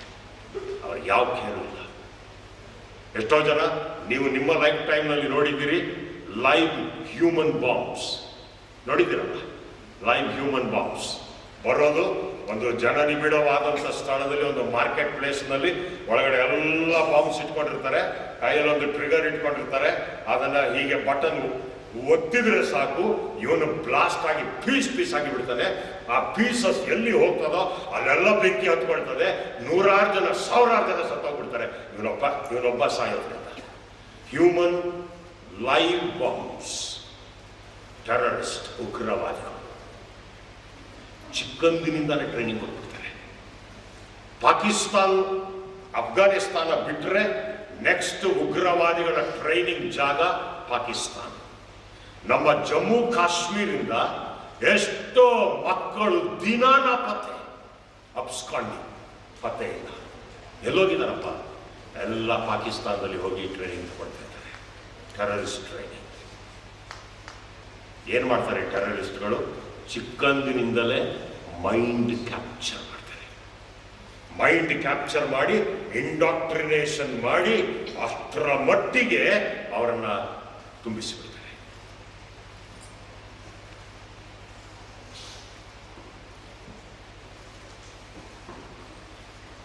ಬ್ರೈನ್ನ ಬೇಕಾದ ರೀತಿಯಲ್ಲಿ ಆಕ್ಟಿವೇಟ್ ಮಾಡೋದು. ಹೇಳಿದೆ ಏನಪ್ಪ ಅಂದರೆ ಮನುಷ್ಯ ಈಗ ಒಂದು ಯಂತ್ರ, ಈಸ್ ಅ ಮೆಷಿನ್ ಇಟ್ಕೊಂಡು ಯಾವ ರೀತಿ ಆಕ್ಟಿವೇಟ್ ಮಾಡ್ತಾರೋ, ಈಗ ಮೊಬೈಲ್ ಫೋನ್, ನಾವು ಮೊಬೈಲ್ ಫೋನ್ ತಗೊಳ್ತೀವಿ, ತಗೊಂಡ ಕೂಡಲೇ ವರ್ಕ್ ಮಾಡಲ್ಲ. ಯಾಕೆ? ಇದನ್ನು ಇನ್ನೂ ಆಕ್ಟಿವೇಶನ್ ಆಗಿರೋದು, ಆಕ್ಟಿವೇಟ್ ಮಾಡಿರೋದು. ಅವನು ಎಲ್ಲೋ ಕೂತಿರ್ತಾನೆ, ಎಲ್ಲೋ ಕೂತ್ಕೊಂಡು ಅವನ ಹತ್ರ ಇದು ಇರಲ್ಲ, ಏನೂ ಇರಲ್ಲ. ಅವನು ಅಲ್ಲೆಲ್ಲೋ ಕೂತ್ಕೊಂಡು ಸಾಯಂಕಾಲ 4 ಗಂಟೆಗೆ ಆಕ್ಟಿವೇಟ್ ಮಾಡ್ಕೊಡ್ತೀನಿ ಸಾರ್ ಅಂತಾನೆ. 4 ಗಂಟೆಗೆ ಅಲ್ಲೇನೋ ಮಾಡ್ತಾನೆ, ನಮ್ಮ ಫೋನ್ ಆಗ್ಬಿಡುತ್ತೆ. ನಮ್ಮ ಫೋನ್ ಸ್ಟಾರ್ಟ್ಸ್ ವರ್ಕಿಂಗ್, ಎಲ್ಲೋ ಕೂತ್ಕೊಂಡು ಆಕ್ಟಿವೇಟ್ ಮಾಡ್ತಾನೆ. ಜೇಮ್ಸ್ ಬೋಲ್ಡ್ ಎನ್ನುವಂಥ ಒಬ್ಬ ವಿಜ್ಞಾನಿ, ಮ್ಯಾಕ್ಗಿಲ್ ಯೂನಿವರ್ಸಿಟಿ USA, ಇವನು ಮನುಷ್ಯನ ಮೈಂಡನ್ನ ಆಕ್ಟಿವೇಟ್ ಮಾಡೋದು, ಡಿಆಕ್ಟಿವೇಟ್ ಮಾಡೋದು, ಬೇಕಾದಾಗ ಕಾರ್ಯ ಪ್ರವೃತ್ತವಾಗುವಂತೆ ಮಾಡೋದು, ಬೇಕಾದಾಗ. ನೀವು ಕೆಲವು ಫ್ಯಾಂಟಸಿ ಸಿನಿಮಾಗಳನ್ನು ನೋಡಿರ್ತೀರಿ, ಹೆಚ್ಚಾಗಿ ಇಂಗ್ಲಿಷ್ ಫಿಲ್ಮ್ಸಲ್ಲಿ ಬರ್ತದೆ. ಯಾರೋ ಒಬ್ಬ ಅವನ ಹೆಸರೇನು, ಆಲ್ಬರ್ಟ್ ಶ್ವೆಟ್ಸರ್, ರೈಟ್? ಅರ್ನಾಲ್ಡ್ ಶ್ವೆಟ್ಸರ್. ಅವನು ತುಂಬ ಇಂಥ ಫ್ಯಾಂಟಸಿ ಪಿಕ್ಚರ್ಸ್. ಅದೇನು ತಲೆ ಹಿಂಬಾಗಿ ಓಪನ್ ಮಾಡ್ತಾನೆ, ಓಪನ್ ಮಾಡಿಬಿಟ್ಟು ಅಲ್ಲೆಲ್ಲ ಕನೆಕ್ಷನ್ಸ್, ಏನೇನೇನೋ ಕನೆಕ್ಷನ್ಸು, ಬ್ಯಾಟ್ರೀಸು ಎಲ್ಲ, ಅದನ್ನೆಲ್ಲ ಹಾಗೆ ಹೀಗೆ ಮಾಡಿಬಿಟ್ರೆ ಇವನು ಒಳ್ಳೆ ರೋಬೋಟ್ ನೋಡ್ದಂಗೆ ನಡೀತಾ ಇರ್ತಾನೆ, ನಡ್ಕೊಂಡು ಹೋಗ್ತಾನೆ. ತಿರುಗಿ ಅಲ್ಲಿ ಓಪನ್ ಮಾಡಿಬಿಟ್ಟು ತಿರುಗಿ ಇನ್ನೊಂದೇನೋ ಒಂಚೂರು ಚೇಂಜಸ್ ಮಾಡಿಬಿಟ್ಟ ಅಂತಂದರೆ ಇವನು ನಾರ್ಮಲ್ ಹ್ಯೂಮನ್ ಬೀಯಿಂಗ್ ಆಗ್ಬಿಟ್ಟಿರ್ತಾನೆ. ತಿರುಗಿ ಓಪನ್ ಮಾಡಿಬಿಟ್ಟು ತಿರುಗಿ ಏನೋ ಒಂಚೂರು ಚೇಂಜಸ್ ಮಾಡಿಬಿಟ್ರೆ ಇವನೇನಿಲ್ಲ, ಸತ್ ಹೆಣ ಮನೆಗೆ ಮಲಗಿರ್ತಾನೆ, ಏನೂ ಗೊತ್ತಿರಲ್ಲ. Activate, deactivate. ನೋಡ್ರಿ, ಅದು ಫ್ಯಾಂಟಸಿ ಸಿನಿಮಾ, ಬಟ್ ಈಗ ಅದು ನಿಜ ಆಗಿದೆ. ಮ್ಯಾಕ್ಗಿಲ್ ಯೂನಿವರ್ಸಿಟಿಯಲ್ಲಿ ಜೇಮ್ಸ್ ವೋಲ್ಡ್ ಎನ್ನುವಂಥವನು ಮೊಟ್ಟ ಮೊದಲಾಗಿ ಈ ಬ್ರೈನ್ನ ಯಾವ ರೀತಿ ಆಕ್ಟಿವೇಟ್ ಮಾಡ್ಬೋದು, ಇನ್ನೊಬ್ಬನ ಬ್ರೈನ್ನ ಹೇಗೆ ಆಕ್ಟಿವೇಟ್ ಮಾಡ್ಬೋದು, ಹೇಗೆ ಕಂಟ್ರೋಲ್ ಮಾಡ್ಬೋದು ಅನ್ನುವಂಥದ್ದನ್ನ ಕಂಡು ಹಿಡಿದು ಬಿಟ್ಟ. ಎಲೆಕ್ಟ್ರಿಕ್ ಸ್ಟಿಮ್ಯುಲೆಂಟ್ ಬಳಸಿ ಇದನ್ನು ಕಂಡು ಹಿಡಿದು ಬಿಟ್ಟ. ಮೊದಲು ಇದನ್ನ ಇಲಿಗಳ ಮೇಲೆ ಪ್ರಯೋಗ ಮಾಡ್ತಾರೆ. ಇಲಿಗಳ ಮೇಲೆ ಪ್ರಯೋಗ ಮಾಡಿ ಎಲ್ಲ ಎಲೆಕ್ಟ್ರಿಕ್ ಕಂಟ್ರೋಲ್, ಇಲಿ ಬೋನಲ್ಲಿ ಹಾಕಿರ್ತಾರೆ, ದೊಡ್ಡ ಬೋನಲ್ಲಿ. ಅದನ್ನು ನೀವು ನೋಡಿರ್ತೀರಿ ಫಿಲ್ಮ್ಸಲ್ಲಿ. ಬೋನಲ್ಲಿ ಇಲಿ ಬಿಟ್ಬಿಟ್ಟಿರ್ತಾರೆ, ಎಲ್ಲ ಎಲೆಕ್ಟ್ರಿಕ್ ಕಂಟ್ರೋಲ್ ಇರ್ತದೆ. ಇಲ್ಲಿ ಕೂತ್ಕೊಂಡು ಇವ್ರು ಒಂದು ಹೊತ್ತಿದ್ರೆ ಇಲಿ ಜೀಯ ತಿಂಗೊಳಾಗುತ್ತೆ, ಇನ್ನೊಂದು ಬಟನ್ ಹೊತ್ತಿದ್ರೆ ಹಾಗೆ ಇಲಿ ವಾಪಸ್ ಹಿಂದೆ ಕೊಡಾಗುತ್ತೆ. ಏನಿಡಲ್ಲ, ಅಂದರೆ ಕಂಪ್ಲೀಟ್ ಬ್ರೈನ್ ಕಂಟ್ರೋಲ್. ಅಮೇರಿಕದವನು ಇಲಿಗಳ ಮೇಲೆ ಮಾಡ್ತಾನೆ, ರಷ್ಯಾದವನು ಹಿಡ್ಕೊಂಡ. ಏನೋ Russia and America 2 super powers. ರಷ್ಯಾದವನು ಹಿಡ್ಕೊಂಡು ಅವನದನ್ನು ಇನ್ನೂ ಸ್ವಲ್ಪ ಡೆವಲಪ್ ಮಾಡಿ ಎಲೆಕ್ಟ್ರೋಡ್ ಅದನ್ನ ಕಂಡುಹಿಡಿದ. ಎಲೆಕ್ಟ್ರೋಡ್ಸ್ ಈ ಸಾಮಾನ್ಯವಾಗಿ ಈ ಕಂಪ್ಯೂಟರ್ಸ್ನಲ್ಲಿ ಇರುವಂಥವರು ಅಥವಾ ಈ ಕಂಪ್ಯೂಟರ್ ಇಂಜಿನಿಯರಿಂಗ್, ಕಂಪ್ಯೂಟರ್ ಸೈನ್ಸ್ ಕಲಿತಾ ಇರುವಂಥವರಿಗೆ ಎಲೆಕ್ಟ್ರೋಡ್ಸ್ ಅಂದ್ರೆ ಏನು ಬಹಳ ಸ್ಪಷ್ಟವಾಗಿ ಅರ್ಥ ಆಗಿರ್ತದೆ. ಇನ್ನೇನು ಮಾಡ್ದ, ಎಲೆಕ್ಟ್ರೋಡ್ಗಳನ್ನು ತಕ್ಕೊಂಡು ಅದನ್ನ ಮನುಷ್ಯನ ಬ್ರೈನ್ನಲ್ಲಿಟ್ಟ. ಒಂದು ಸಣ್ಣ ಆಪರೇಷನ್ ಮಾಡಿ ಮನುಷ್ಯನ ಬ್ರೈನ್ನಲ್ಲಿ ಇಟ್ಟ. ಇದು ಎಂಥ ಆಪರೇಷನ್, ನಿಮಗೆ ಬಹಳ ಆಶ್ಚರ್ಯ ಆಗ್ತದೆ, ಇಷ್ಟೊಂದೆಲ್ಲ ಆಗ್ಬಿಟ್ಟಿದೆಯಾ ನಮ್ಮ ಪ್ರಪಂಚದಲ್ಲಿ ಅಂತ. ಬ್ರೈನ್ ತಲೆ ಏನು ಚಿಪ್ಪೆ ಅಂತ ಎಗರಿಸಲ್ಲ, ಏನು ಕುಯ್ಯಲ್ಲ, ಚಾಕುನೇ ಹಾಕಲ್ಲ. ಬಟ್ ನಿಮ್ಮ ಬ್ರೈನ್ ಒಳಗಡೆ ಎಲೆಕ್ಟ್ರೋಡ್ ಇರ್ತದೆ. ಹೇಗೆ ಗೊತ್ತಾ? ಕಣ್ಣು, ನಮ್ಮ 2 ಕಣ್ಣಿದೆಯಲ್ಲ, ಈ ರೆಪ್ಪೆ ಅಲ್ಲ, ಈ ಕಣ್ಣು ಕಪ್ಪು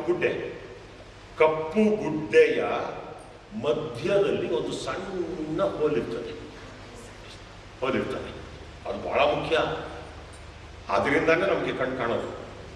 ಈ ಪರೆ ಮುಚ್ಕೊಳ್ತು ಅಂತಾರಲ್ಲ, ಪರೆ ಮುಚ್ಕೊಳ್ಳೋದೇನು, ಅದ್ರ ಮೇಲೆ ಪರೆ ಬೆಳ್ಕೊಂಡು ಬಂದು ಆ ಹೋಲ್ನ ಬ್ಲಾಕ್ ಮಾಡಿಬಿಟ್ರೆ ನಿಮ್ಗೇನು ಕಾಣಲ್ಲ. ಈ ಕಣ್ಣಿನ ಕಪ್ಪು ಗುಡ್ಡೆಯಲ್ಲಿರುವಂತ ಸಣ್ಣ ರಂಧ್ರ ಏನಿದೆಯೋ ಅದರಲ್ಲಿ ಕೂದಲಿಗಿಂತ ಸಣ್ಣ, ತುಂಬಾ ಸಣ್ಣವಾದಂಥ ಒಂದು ಫೈಬರ್, ಒಂದು ಫೈಬರ್ನ ಅದರಿಂದ ಕಳಿಸ್ತಾರಂತೆ ಕಣ್ಣೊಳಗಿಂದ ಆ ತೂತು ಏನು ಹೋಗ್ತದಪ್ಪ ಅಂದರೆ ಸ್ಟ್ರೈಟ್ ಅದು ಬ್ರೈನ್ಗೆ ಹೋಗ್ತದಂತೆ. ಈ 6 ಔನ್ಸ್ ಬ್ರೈನ್ ಅಂತ ಏನು ಹೇಳಿದ್ರೆ ಅಲ್ಲಿ ಹೋಗುತ್ತೆ. ಎಲೆಕ್ಟ್ರೋಡ್ನ ಇಟ್ಬಿಟ್ಟು ಅಲ್ಲಿ ಕಳಿಸ್ಬಿಡ್ತಾನೆ, ಅದು ಪಿಚ್ ಮಾಡ್ತಾನೆ.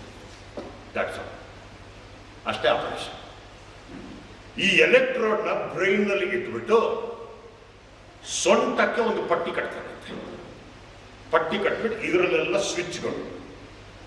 ಏನ್ switch? Happy, sorrow, laugh, violent, sex, ಬೇರೆ ಬೇರೆ ಸ್ವಿಚ್ಗಳು.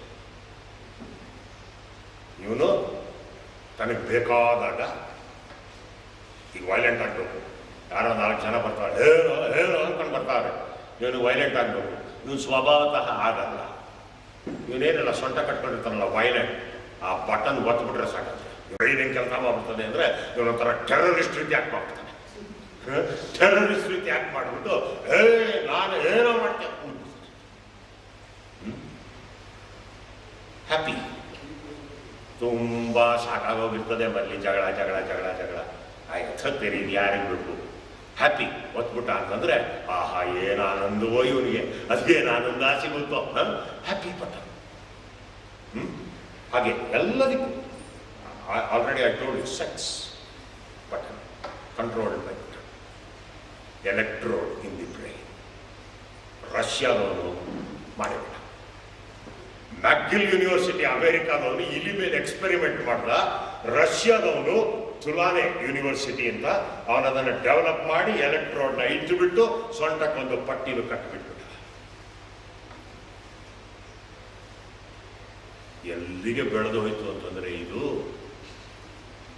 ಮನುಷ್ಯನ ಬಿಟ್ಟರೆ ಈ ಮನುಷ್ಯನಿಗೆ ಹೋಲುವ ಹೆಚ್ಚು ಕಡಿಮೆ ಮನುಷ್ಯನ ಬುದ್ಧಿಶಾಲಿಗೆ ಒಂದು ಸ್ವಲ್ಪ ಓಕೆ ಅನ್ನಿಸುವಂತ ಪ್ರಾಣಿ ಯಾವುದು ಅಂದ್ರೆ ಮಂಕಿ. ಕೋತಿ. ಅದರಲ್ಲಿ ಕೋತಿಗಳಲ್ಲಿ ಅನೇಕ ಜಾತಿಗಳಿದೆ. ಅದರಲ್ಲಿ ರೀಸಸ್ ಮಂಕಿ ಅಂತ ಇದೆ. ಇದು ಈ ರೀಸಸ್ ಅಲ್ಲ, ಈ ರೀಸಸ್ ಅಲ್ಲ. RHESUS recess monkey. ಇದು ಮೋಸ್ಟ್ ಇಂಟೆಲಿಜೆಂಟ್ ಮಂಕಿ ಅಂತ. ಏನ್ ಹೇಳಿದೆ? ಅಮೇರಿಕಾದವನು ಇಲಿಗಳ ಮೇಲೆ ಪ್ರಯೋಗ ಮಾಡ್ದ. ರಷ್ಯಾದವನು ಮನುಷ್ಯನಿಗೆ ತಗೊಂಡೋಗಿ ತಲೆ ಒಳಗಡೆ ಎಲೆಕ್ಟ್ರೋಡ್ ಇಟ್ಬಿಟ್ಟ. ಸ್ಪೈನ್ನವ್ರು ಏನ್ ಮಾಡಿದ್ರಂತೆ, ಮಡ್ರಿಡ್ನಲ್ಲಿ ಜೋಸ್ ಡೆಲ್ಗಾಡೋ ಎನ್ನುವಂತ ಒಬ್ಬ ಸೈಂಟಿಸ್ಟ್ ಈ ರೀಸಸ್ ಮಂಕಿಯನ್ನ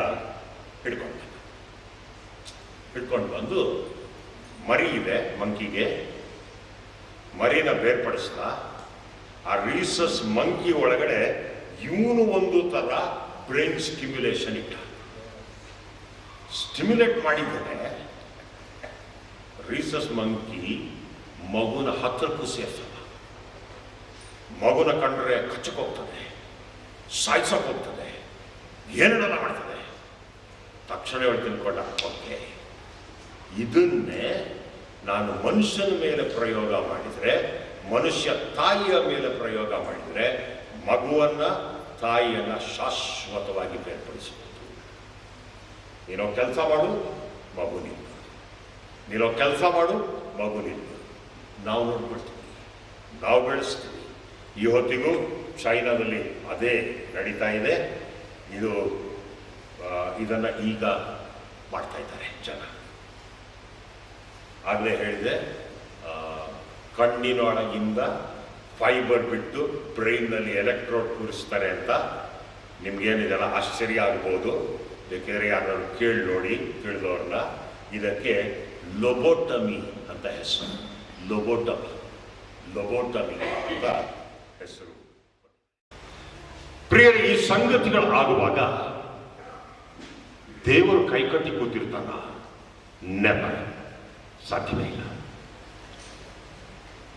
ದೇವರು ಕೈಕಟ್ಟಿ ಕೂರೋದಿಲ್ಲ. ದೇವರು ಕಾರ್ಯ ಮಾಡ್ತಾನೆ. ಎಷ್ಟು ಅದ್ಭುತವಾಗಿ ಮಾಡ್ತಾನೆ ಅಂದ್ರೆ, ಅಧೀನದಲ್ಲಿರುವಂತಹ ಶಕ್ತಿಗಳನ್ನು ಹಿಡ್ಕೊಂಡು ಒಂದು ಎಚ್ಚರಿಕೆ ಕೊಡ್ತಾನೆ. ನಿಮಗೆ ಜ್ಞಾಪಕ ಇರ್ಬೋದು, ಸೈತಾನ ನನ್ನನ್ನಾಗಲಿ ನಿಮ್ಮನ್ನಾಗಲಿ he cannot come and touch unless God permits him. ದೇವರು ಅಪ್ಪಣೆ ಕೊಡದ ಹೊರತು ಸೈತಾನ ನನ್ನನ್ನ ನಿಮ್ಮನ್ನ ಯಾರನ್ನೂ ಕೂಡ ಟಚ್ ಮಾಡೋದಕ್ಕಾಗೋದಿಲ್ಲ. You remember the story of Job. ಯೋಬನ ಚರಿತ್ರೆ ನೋಡಿ. ನೀತಿವಂತನಾಗಿದ್ದ ಯೋಬ, ಸತ್ಪುರುಷನಾಗಿದ್ದ, ಭಯ ಭಕ್ತಿಯುಳ್ಳವನಾಗಿದ್ದ, ಬೇಕಾದಷ್ಟು ದೇವರಿಂದ ಆಶೀರ್ವಾದ ಪಡ್ಕೊಂಡಿದ್ದ. ಸೈತಾನನಿಗೆ ಹೊಟ್ಟೆ ಕಿಚ್ಚಾಗ್ತಾ ಇದೆ, ಚಾಲೆಂಜ್ ಮಾಡಬೇಕು ಅನ್ನಿಸ್ತಾ ಇದೆ, but he cannot do it unless God permits him. ಅದಕ್ಕೆ ದೇವರ ಬಳಿಗೆ ಹೋಗ್ತಾನೆ. ದೇವರ ಬಳಿಗೆ ಹೋಗಿ ಕೇಳಿಕೊಳ್ತಾನೆ. ದೇವರು ಕೇಳ್ತಾನೆ, ಯೋಬ ನನ್ನ ಮಗ, ನನ್ನ ಸೇವಕ, ಸೈತಾನನೇ ನೀನು ಎಲ್ಲಿಂದ ಬರ್ತಾ ಇದೀಯ? ನಾನು ಭೂಲೋಕದಲ್ಲಿ ಎಲ್ಲ ಓಡಾಡಿಕೊಂಡು ಬರ್ತಾ ಇದ್ದೇನೆ. ನನ್ನ ಮಗನಾದಂತ ಯೋಬನನ್ನ ನೀನು ದೃಷ್ಟಿಸಿದೀಯಾ? ಹೌದು, ನೋಡಿದ್ದೇನೆ. ಅವನಂಥ ನೀತಿವಂತ, ಅವನಂಥ ಸತ್ಪುರುಷ, ಅವನಷ್ಟು ಗಾಡ್ ಫಿಯರಿಂಗ್, ಅವನಷ್ಟು ಭಯ ಭಕ್ತಿಯುಳ್ಳಂಥವನು ಯಾರೂ ಇಲ್ಲ. ದೇವರು ಹೇಳ್ತಾನೆ. ಅದಕ್ಕೆ ಯೋಬ ಚಾಲೆಂಜ್ ಹಾಕ್ತಾನೆ. ಏನ್ ಸುಮ್ಮನೆ ನಿನ್ನಲ್ಲಿ ಭಯ ಇಟ್ಟಿದಾನ? ನಿನ್ನಲ್ಲಿ ನಂಬಿಕೆ ಇಟ್ಟಿದಾನ? ನೀನು ಅವನಿಗೆಲ್ಲ ಕೊಟ್ಟಿದ್ದೀಯಾ? ಏನು ಕಡಿಮೆ ಆಗಿದೆ ಅವನಿಗೆ? ಎಲ್ಲ ಕೊಟ್ಟು ಬಿಟ್ಟು ಸುಖ, ಸಂತೋಷ, ಸಮೃದ್ಧಿ ಅವನಿಗೆ ಕೊಟ್ಟಿದ್ದೀಯಾ? ಅವನ ಸುತ್ತ ಬೇಲಿ ಹಾಕಿ ಕಾಯ್ತಾ ಇದ್ದೀಯ. ನನಗೆ ಅಪ್ಪಣೆ ಕೊಡು, ಅವನು ಎಂಥವನು ಅನ್ನೋದನ್ನು ನಾನು ನಿನಗೆ ತೋರಿಸ್ಕೊಡ್ತೀನಿ. ದೇವರ ಹತ್ರ ಚಾಲೆಂಜ್ ಹಾಕ್ತೀನಿ. ದೇವರಿಗೆ ಎಷ್ಟು ನಂಬಿಕೆ ನೋಡ್ರಿ ನಮ್ಮಂಥ ಮನುಷ್ಯರ ಮೇಲೆ. ಯೋಬನ ವಿಚಾರದಲ್ಲಿ ನೀನು ಚಾಲೆಂಜ್ ಹಾಕ್ತಾ ಇದೀಯ ಸೈತಾನ? ನಾನು 100% ಗ್ಯಾರಂಟಿ ಕೊಡ್ತೀನಿ, ನೀನು ಏನೇ ಮಾಡು, ಯೋಬ ನನ್ನನ್ನು ಬಿಟ್ಟು ನಿನಗೆ ಅಡಿಯಾಳಾಗೋದೇ ಇಲ್ಲ. ನಿಮ್ಮ ವಿಚಾರದಲ್ಲಿ if god says that word, ನಿಮ್ಮ ವಿಚಾರದಲ್ಲಿ ಒಂದು ವೇಳೆ ದೇವರು ಈ ಮಾತನ್ನು ಆಡಿಬಿಟ್ರೆ ಅದಕ್ಕಿಂತ ಭಾಗ್ಯ ಇದೆಯಾ? ಅದಕ್ಕಿಂತ ಸರ್ಟಿಫಿಕೇಟ್ ಬೇಕಾ? ಅದಕ್ಕಿಂತ ಧನ್ಯತೆ ಬೇಕಾ? ನನ್ನ ಮಗ, ನನ್ನ ಮಗಳು ಸೈತಾನ, ನಾನು ನಿನಗೆ ಪರ್ಮಿಷನ್ ಕೊಟ್ಟಿದ್ದೀನಿ, ಹೋಗು, ನೀನು ಏನು ಬೇಕಾದ್ರೂ ಮಾಡು, ಆದ್ರೆ ಅವನ ಪ್ರಾಣಕ್ಕೆ ಮಾತ್ರ ಟಚ್ ಮಾಡಬೇಡ. ನಾನು ಬರ್ಕೊಡ್ತೀನಿ ನಿನಗೆ. ನೀನು ಏನೇ ತಿಪ್ಪರ್ಲಾಗ ಹಾಕಿದ್ರು ಅವನು ನನ್ನ ಮಗನೇ, ಅವಳು ನನ್ನ ಮಗಳೇ. ಸೈತಾನ ಹೇಳಿದು ಬರ್ತಾನೆ. ನಿಮಗೆ ಗೊತ್ತು, ಆ ಸ್ಟೋರಿ ಎಲ್ಲ ಗೊತ್ತಿದೆ. ಎಲ್ಲ ಕಿತ್ಕೊಳ್ತಾನೆ, ಎಲ್ಲ ಹಾಳು ಮಾಡ್ತಾನೆ, ಮಕ್ಕಳನ್ನೆಲ್ಲ ಸಾಯಿಸ್ತಾನೆ, ಸಂಪತ್ತು ಸೂರೆ ಮಾಡ್ತಾನೆ. ಕೊನೆಗೆ ಇವನಿಗೆ ಹುಣ್ಣು ಬೊಕ್ಕೆಗಳು ಎಲ್ಲ ಕೊಟ್ಟುಬಿಡ್ತಾನೆ. ಏನು ಪರಿಮೈಯಲ್ಲಿ ಬೂದಿನಲ್ಲಿ ಕೂತ್ಕೊಂಡು ಮೈ ಕೆರಕೊಡುವಂಥ ಪರಿಸ್ಥಿತಿ. ಹೆಂಡತಿ ಬಂದು ಹೇಳ್ತಾಳೆ, ನೀನು ಏನು ಇಷ್ಟು ದೇವರ ಭಕ್ತಿ, ದೇವರು ದೇವರು ದೇವರು ಅಂತ ಸಾಹಿತ್ಯ, ಆ ದೇವರನ್ನು ದೂಷಿಸ್ಬಿಟ್ಟು ಸತ್ತೋಗ್ಬಿಡು. ಈ ರೀತಿ ಬದುಕೋದಕ್ಕಿಂತ ಸತ್ತೋಗೋದೇ ಮೇಲು.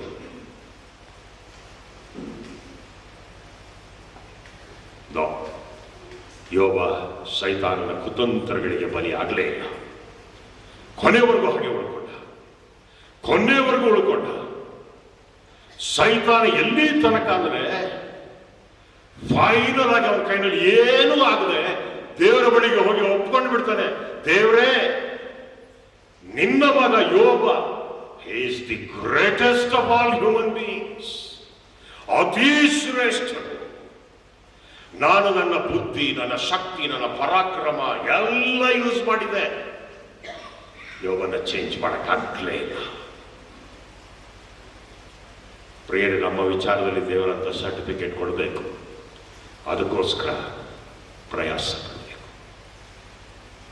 ಯೋಬ ನಿಮ್ಮನ್ನಾಗಲಿ ನನ್ನನ್ನಾಗಲಿ ಯಾರನ್ನೇ ಆಗಲಿ ಯಾವ ಮನುಷ್ಯನನ್ನೇ ಆಗಲಿ, he cannot touch, he has no authority, he has no power over you unless God permits. ದೇವರ ಅಪ್ಪಣೆ ಕೊಡದೆ ಹೋದ್ರೆ. ಅಂಥ ನಮ್ಮ ದೇವಾದಿ ದೇವನು ಏನ್ ಮಾಡ್ತಾನಪ್ಪ ಅಂದ್ರೆ, ಓಕೆ ನೀನು ಈ ರೀತಿಯಲ್ಲಿ ಇದೆಯಲ್ಲ, ಯಾರ ಚಿಕ್ಕ ಮಕ್ಕಳ ಕಳಿಸ್ದಂಗೆ ಕಳಿಸ್ತಾರಲ್ಲ, ಇರಲಿ, ಇದೆಲ್ಲ ಒಂದೊಂದ್ಸರಿ ಸ್ಕೂಲ್ ಜ್ಞಾಪಕ ಬರ್ತದೆ.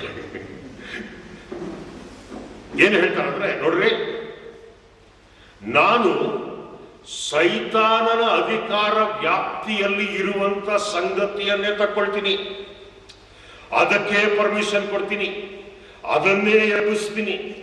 ನಾನ್ ಪರ್ಮಿಷನ್ ಕೊಡೋದ್ರಿಂದ ಅದು ಬಂದು ಹಾಳು ಮಾಡ್ತಾನೆ. ಆಗಲಾದ್ರೂ ಮನುಷ್ಯ ಎಚ್ಚೆತ್ತುಕೊಳ್ಬೇಕು. ಈ ವಿಜ್ಞಾನ ವಿಜ್ಞಾನ ವಿಜ್ಞಾನ ಅಂತ ಹೇಳ್ಕೊಂಡು 666 ಎಷ್ಟು ಮೆರೀತಾ ಇದ್ದಾನೋ, ಅವನಿಗೆ ದೇವರು ಹಾಕುವಂತ ಚಾಲೆಂಜ್ ಏನಪ್ಪಾ ಅಂದ್ರೆ, ಒಂದೇ ಒಂದು ಸಣ್ಣ ಮಿಡತೆ ಹೇಳ್ಕೊಳ್ತಾನೆ. ಒಂದು ಮಿಡತೆ, ಒನ್ ಲೋಕಸ್ಟ್, ಒಂದು ಮಿಡತೆನ ಹಿಡ್ಕೊಂಡು ಚಾಲೆಂಜ್ ಆಗ್ತಾನೆ. ಹೌದಾ? ನೀನಿಷ್ಟು ಪವರ್ಫುಲ್ಲ, ನೋಡೋಣ ಬಾ, ನಿನ್ನ ವಿಜ್ಞಾನ ಏನ್ ಮಾಡ್ತದೆ ನೋಡೋಣ. ನಿನ್ನ ಮೈಂಡ್ ಮ್ಯಾನಿಪುಲೇಷನ್, ನಿನ್ನ ಮೈಂಡ್ ಕಂಟ್ರೋಲ್, ನಿನ್ನ ಮೈಂಡ್ ನಲ್ಲಿ ಇಟ್ಟಿರುವಂತಹ ಎಲೆಕ್ಟ್ರೋಡ್ಸ್, ನೀನು ಸೊಂಟಕ್ಕೆ ಕಟ್ಟಿಕೊಂಡಿರುವಂತಹ button system, whatever you have, let me see what all those things can do in front of my locust. ನನ್ನ ಮಿಡತೆಯ ಎದುರು ಅದೆಲ್ಲ ಏನಾಗ್ತದೆ ನೋಡೋಣ. ದಯವಿಟ್ಟು ಬೈಬಲ್ ಇರುವಂತವರು ತೆರೆಯಿರಿ. ಪ್ರಕಟಣೆ 9ನೇ ಅಧ್ಯಾಯ 3ನೇ ವಚನದಿಂದ. ಹೊಗೆಯೊಳಗಿಂದ ಮಿಡತೆಗಳು ಭೂಮಿಯ ಮೇಲೆ ಹೊರಟು ಬಂದವು. ಭೂಮಿಯಲ್ಲಿರುವ ಚೇಳುಗಳಿಗೆ ಸಾಮರ್ಥ್ಯವಿರುವ ಪ್ರಕಾರ ಅವುಗಳಿಗೆ ಸಾಮರ್ಥ್ಯ ಕೊಡಲ್ಪಟ್ಟಿತ್ತು. ರಿಮೆಂಬರ್, ಅವುಗಳಲ್ಲೇ ಸಾಮರ್ಥ್ಯ ಇಲ್ಲ, ಆ ಸಾಮರ್ಥ್ಯ ಕೊಡಲ್ಪಟ್ಟಿತು. ಭೂಮಿಯ ಮೇಲಿರುವ ಹುಲ್ಲನ್ನಾಗಲಿ ಯಾವ ಪಲ್ಯವನ್ನಾಗಲಿ ಮರವನ್ನಾಗಲಿ ಕೆಡಿಸದೆ ಹಣೆಯ ಮೇಲೆ ದೇವರ ಮುದ್ರೆ ಇಲ್ಲದವರಾದ ಮನುಷ್ಯರನ್ನು ಮಾತ್ರ ಕೆಡಿಸಬಹುದೆಂದು ಅವುಗಳಿಗೆ ಅಪ್ಪಣೆಯಾಯಿತು. ಇವರನ್ನು ಕೊಲ್ಲದೆ 5 ತಿಂಗಳುಗಳವರೆಗೂ ಪೀಡಿಸುವುದಕ್ಕೆ ಅಪ್ಪಣೆಯಾಯಿತು. ಅವರಿಗುಂಟಾದ ಪೀಡೆಯು ಚೇಳು ಮನುಷ್ಯನನ್ನು ಹೊಡೆಯುವುದರಿಂದ ಉಂಟಾಗುವ ಪೀಡೆಗೆ ಸಮಾನವಾಗಿತ್ತು. ಆ ಕಾಲದಲ್ಲಿ ಮನುಷ್ಯರು ಮರಣವನ್ನು ಬಯಸುವರು, ಆದರೆ ಅದು ಪ್ರಾಪ್ತವಾಗುವುದಿಲ್ಲ. ಸಾಯಬೇಕೆಂದು ಕೋರುವರು, ಆದರೆ ಮೃತ್ಯುವು ಅವರ ಬಳಿಯಿಂದ ಓಡಿ ಹೋಗುವುದು. ಆ ಮಿಡತೆಗಳ ರೂಪವು ಯುದ್ಧಕ್ಕೆ ಸನ್ನದ್ಧವಾಗಿರುವ ಕುದುರೆಗಳ ರೂಪದಂತೆ ಇತ್ತು. ಅವುಗಳ ತಲೆಯ ಮೇಲೆ ಚಿನ್ನದ ಕಿರೀಟಗಳಂತೆ ಏನೋ ಇದ್ದವು. ಅವುಗಳ ಮುಖಗಳು ಮನುಷ್ಯರ ಮುಖಗಳ ಹಾಗೆ ಇದ್ದವು. ಸ್ತ್ರೀಯರ ಕೂದಲಿನಂತಿರುವ ಕೂದಲು ಅವುಗಳಿಗೆ ಇದ್ದು, ಅವುಗಳ ಹಲ್ಲುಗಳು ಸಿಂಹದ ಹಲ್ಲುಗಳ ಹಾಗಿದ್ದವು. ಅವುಗಳಿಗೆ ಉಕ್ಕಿನ ಕವಚಗಳಿಂದ ಕವಚಗಳು ಇದ್ದವು. ಅವುಗಳ ರೆಕ್ಕೆಗಳ ಶಬ್ದವು ಯುದ್ಧಕ್ಕೆ ಓಡುವ ರಥಾಶ್ವಗಳ ಶಬ್ದದ ಹಾಗೆ ಇತ್ತು. ಚೇಳಿಗಿರುವಂತೆ ಅವುಗಳಿಗೆ ಬಾಲಗಳು ಕೊಂಡಿಗಳು ಉಂಟು. ಮನುಷ್ಯರನ್ನು 5 ತಿಂಗಳುಗಳವರೆಗೂ ಪೀಡಿಸುವ ಸಾಮರ್ಥ್ಯವು ಅವುಗಳ ಬಾಲಗಳಲ್ಲಿಯೇ ಇರುವುದು.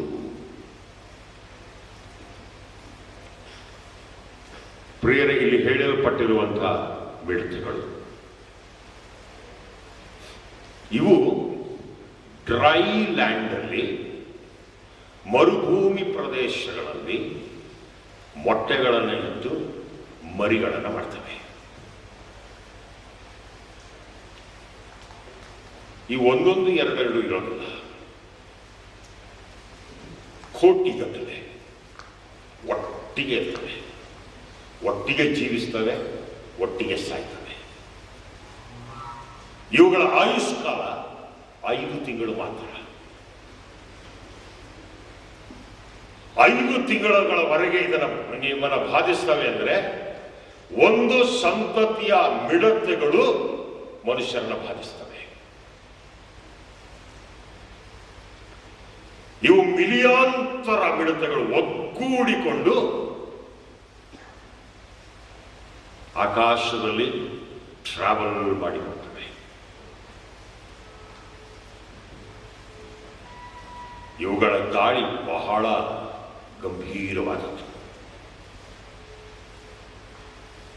1866ನೇ ಇಸ್ವಿಯಲ್ಲಿ ಅಲ್ಜಿರಿಸ್ ನಲ್ಲಿ ಒಂದು ಸಾರಿ ಈ ಕೋಟ್ಯಾನು ಕೋಟಿ ಮಿಡತೆಗಳ ದಾಳಿ ಆಗುತ್ತೆ. ನನಗೆ ಜ್ಞಾಪಕ ಇರುವ ಪ್ರಕಾರ 1970ರ ದಶಕದಲ್ಲಿ ಒಂದು ಸಾರಿ ಇಂತಹ ಮಿಡತೆಗಳೇ ಮಂಡ್ಯ ಜಿಲ್ಲೆಗೆ ಬಂದು ಅಟ್ಯಾಕ್ ಮಾಡಿಬಿಟ್ಟು ಕೋಟ್ಯಾಂತರ. ಅವು ಅಟ್ಯಾಕ್ ಮಾಡೋ ರೀತಿ ಹೇಗಪ್ಪ ಅಂದರೆ ಜೀ ಅಂದ್ಕೊಂಡು ಬರ್ತದೆ. ಎಲ್ಲ ಗಿಡ, ಹುಲ್ಲು, ಹೂವು, ಮರ, ಎಲೆ, ಎಲ್ಲೆಲ್ಲಿ ಏನೇನು ಕಾಣ್ತದೆ ಎಲ್ಲವನ್ನ ಅಟ್ಯಾಕ್ ಮಾಡ್ತವೆ, ತಿನ್ಲಿಕ್ಕೆ ಶುರು ಮಾಡ್ತವೆ. 1 day, 2 days enough. 100 ಎಕರೆ, 150 ಎಕರೆ, ಈ ಜಾಗ ಒಟ್ಟು ಇರುವಂಥದ್ದು 16 ಎಕರೆ. And we are talking about hundreds of acres. ಒಂದು ದಿನ ಬಿಟ್ಟು ನೋಡಿ, ನೆಕ್ಸ್ಟ್ ಡೇ ಹೋದ್ರೆ ಜಮೀನು ಪೂರ್ತಿ ಖಾಲಿ. ಆ ಜೋಳ ಇರ್ಬೋದು, ಭತ್ತ ಇರಬಹುದು, ಕಬ್ಬಿರ್ಬೋದು, ಏನೇ ನೀವು ಬೆಳೆದಂತ ಬೆಳೆ ಇರ್ಬೋದು, ಎಲ್ಲ ಗ್ರೌಂಡ್ ಲೆವೆಲ್ ಇರುತ್ತೆ. ಏನು ಚೆನ್ನಾಗ್ತದೆ. ಬರೀ ಬೆಳೆ ಅಲ್ಲ, ರಸ್ತೆ ಬದಿನಲ್ಲಿ, ಬೇಲಿನಲ್ಲಿ ಹುಲ್ಲು, ಬೇಲಿ, ಗಿಡ ಸಹ ಬಿಡೋದಿರುತ್ತೆ. ಅದು ಎಲ್ಲ ಬೋಳ್ಬೋದು, ಎಲ್ಲ ಚೆನ್ನಾಗ್ತದೆ.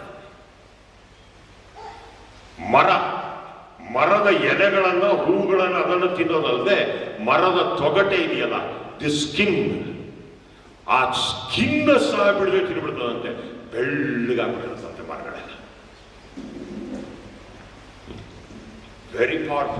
Very powerful ಲೋಕಸ್ಟ್ಸ್. ಯೋವೇಲ, ಪ್ರವಾದಿಯಾದಂಥ ಯೋವೇಲ, ಅವನ ಗ್ರಂಥದಲ್ಲಿ 1ನೇ ಅಧ್ಯಾಯದಲ್ಲಿ, 2ನೇ ಅಧ್ಯಾಯದಲ್ಲಿ, 2ರಲ್ಲಿ ಸಹ ಈ ಮಿಡತೆಗಳಿಂದ ಉಂಟಾಗುವ ಹಾನಿ ಎಷ್ಟು ಭಯಂಕರವಾದದ್ದು ಎನ್ನುವಂಥದ್ದನ್ನ ಎಕ್ಸ್ಪ್ಲೈನ್ ಮಾಡಿದ್ದಾನೆ. ಈಗ ನಾನು ಏನು ಹೇಳಿದನೋ ಈ ಎಲ್ಲ ಸಂಗತಿಗಳು ನಾನು ಯೋವೇಲನ ಪುಸ್ತಕದಲ್ಲಿಯೇ ಓದಿ ತಗೊಂಡದ್ದು. 1866ನಲ್ಲಿ ಅಲ್ಜೀರಿಯಸ್ ಮೇಲೆ ಇವು 2 ದಿನ ದಾಳಿ ಮಾಡಿರುವಂತೆ. ಏನಂದ್ರೆ ಏನೂ ಉಳಿಲಿಲ್ಲ. ಪೂರ್ತಿ ಅಲ್ಜೀರಿಯಸ್ ದೇಶದಲ್ಲಿ ಕ್ಷಾಮ ಬಂದ್ಬಿಡ್ತು. ಆ ಕ್ಷಾಮದ ದೆಸೆಯಿಂದ ವೆಜಿಟೇಷನ್ ಇಲ್ಲ, ಗ್ರೀನರಿನೇ ಇಲ್ಲ. ಆ ಕ್ಷಾಮದ ದೆಸೆಯಿಂದ 1866ನಲ್ಲಿ 2 ಲಕ್ಷ ಅಲ್ಜೀರಿಯನ್ ಸತ್ತರಂತೆ. ನೋಡ್ರಿ ಲೋಕಸ್ಟ್ ಫಲ ಎಷ್ಟಿದೆ ಎಂಬುದಾಗಿ. ಒಂದು ಹುಲ್ಲು ಸಹ ಉಳಿಯೋದಿಲ್ಲ. ಬಟ್ ದೇವರು ಈ ಮಿಡತೆಗಳನ್ನು ಎಬ್ಬಿಸಿಬಿಟ್ಟು ವಿಜ್ಞಾನಕ್ಕೆ ಅಪೋಸಿಟ್ ಆಗಿ ಕಳಿಸ್ತಾನೆ. ಸೈತಾನನದೇ ಅಸ್ತ್ರ, ಸೈತಾನನ ಅಸ್ತ್ರವನ್ನೇ ತಕೊಂಡು ಸೈತಾನನ ಬಲವನ್ನೇ ಮುರಿದು ಹಾಕುವ ದೇವರ ಪ್ರಯತ್ನ. ಪ್ರಕಟಣೆಗಳ ಗ್ರಂಥ 9ನೇ ಅಧ್ಯಾಯ 4ನೇ ವಚನ ನೋಡ್ರಿ. ಭೂಮಿಯ ಮೇಲಿರುವ ಹುಲ್ಲನ್ನಾಗಲಿ, ಯಾವ ಪಲ್ಯವನ್ನಾಗಲಿ, ಮರವನ್ನಾಗಲಿ ಕೆಡಿಸದೆ ಹಣೆಯ ಮೇಲೆ ದೇವರ ಮುದ್ರೆ ಇಲ್ಲದವರಾದ ಮನುಷ್ಯರನ್ನ ಮಾತ್ರ ಕೆಡಿಸಬಹುದು. ಅಂದ್ರೆ ಈ ಸಾರಿ ಈ ಲೋಕಸ್ಟ್ಗಳಿಗೆ ಕೊಟ್ಟಿರುವ ಅಪ್ಪಣೆ ಏನಪ್ಪಾ ಅಂದ್ರೆ, don't spoil the vegetation, don't spoil the greenery, don't eat grass, don't eat leaves, don't eat flowers, don't eat the skin of trees. ಮರದ ತೊಗಟೆ ಯಾವುದು ಬೇಡ ಬಿಟ್ಬಿಡಿ, ಅದನ್ನು ಯಾವುದನ್ನು ಮುಟ್ಟಬೇಡಿ. ನೀವು ಈಗ ಹೋಗ್ತಾ ಇರುವಂಥದ್ದು directly to attack human beings. ಮನುಷ್ಯರನ್ನ ಅಟ್ಯಾಕ್ ಮಾಡ್ರಿ.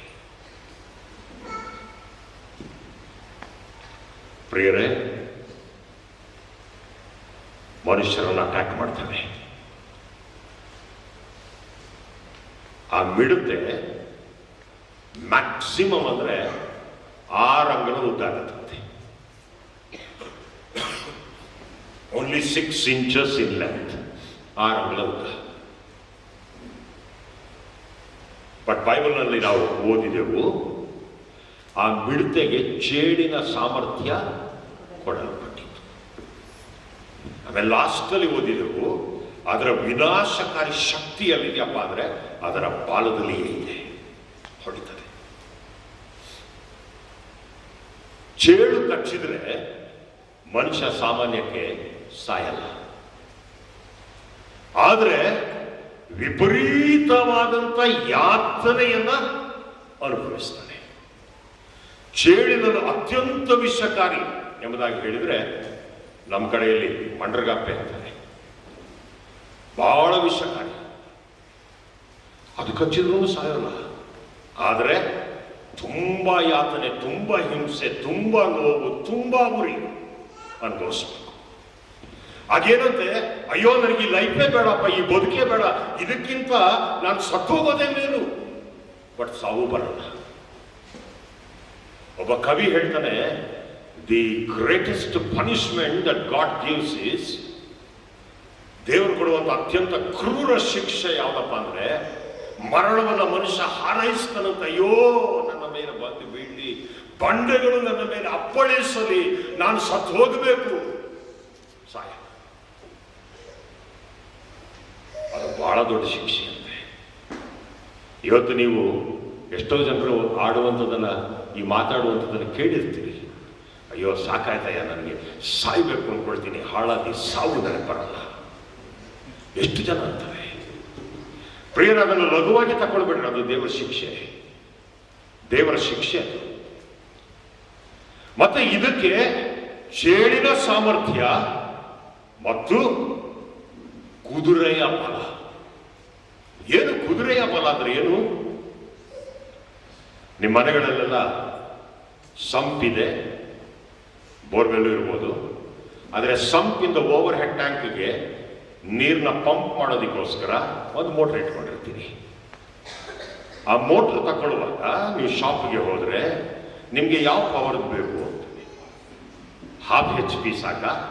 1 HP ಬೇಕಾ? 1.5 HP ಬೇಕಾ? 2 HP ಬೇಕಾ? 3 HP ಬೇಕಾ? ಏನದು HP?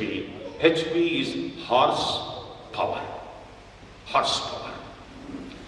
2 HP ಪಂಪ್ ಅಂದ್ರೆ ಬಹಳ ಫಾಸ್ಟ್ ಆಗಿ, ಬಹಳ ಬೇಗ ನಿಮ್ಮ ನೀರು ಏರ್ಬಿಡ್ತಿದೆ. 1/2 HP ಅಂದ್ರೆ ಅದು ಕಡಿಮೆ ಶಕ್ತಿ, ಅಷ್ಟೊಂದಿಲ್ಲ. ಬಟ್ ಆ ವಿದ್ಯುತ್ತಿನ ಮೋಟಾರ್ ಪಂಪಿನ ಶಕ್ತಿಯನ್ನೇ ಅಳಿಬೇಕಾದ್ರೆ ಮನುಷ್ಯ ಹಾರ್ಸ್ ಪವರ್ ಅಂತ ಕಂಪ್ಯಾರಿಸನ್ ಇಟ್ಕೊಂಡು ಅಳಿತಾನೆ. ಹಾಗಿದ್ರೆ ನೋಡ್ರಿ, ಈ 6 ಅಂಗುಲ ಉದ್ದದ ಸಣ್ಣ ಮಿಡತೆಯ ಪವರ್ ಏನಪ್ಪಾ ಅಂದ್ರೆ ಕುದುರೆಗಿರುವಂತ ಪವರ್ ಇದೆಯಂತೆ ಇದಕ್ಕೆ. ಅಷ್ಟು ಸುಲಭದಲ್ಲಿ ಇದು ಸಾಯೋದು ಇಲ್ಲ, ಅಷ್ಟು ಸುಲಭದಲ್ಲಿ ಇದನ್ನು ಹೊಡೆದಾಕಕ್ಕೂ ಆಗೋದಿಲ್ಲ, ಅಷ್ಟು ಸುಲಭದಲ್ಲಿ ಇದನ್ನು ಓಡಿಸೋದಿಕ್ಕೂ ಆಗೋದಿಲ್ಲ. This is very powerful, very very poisonous.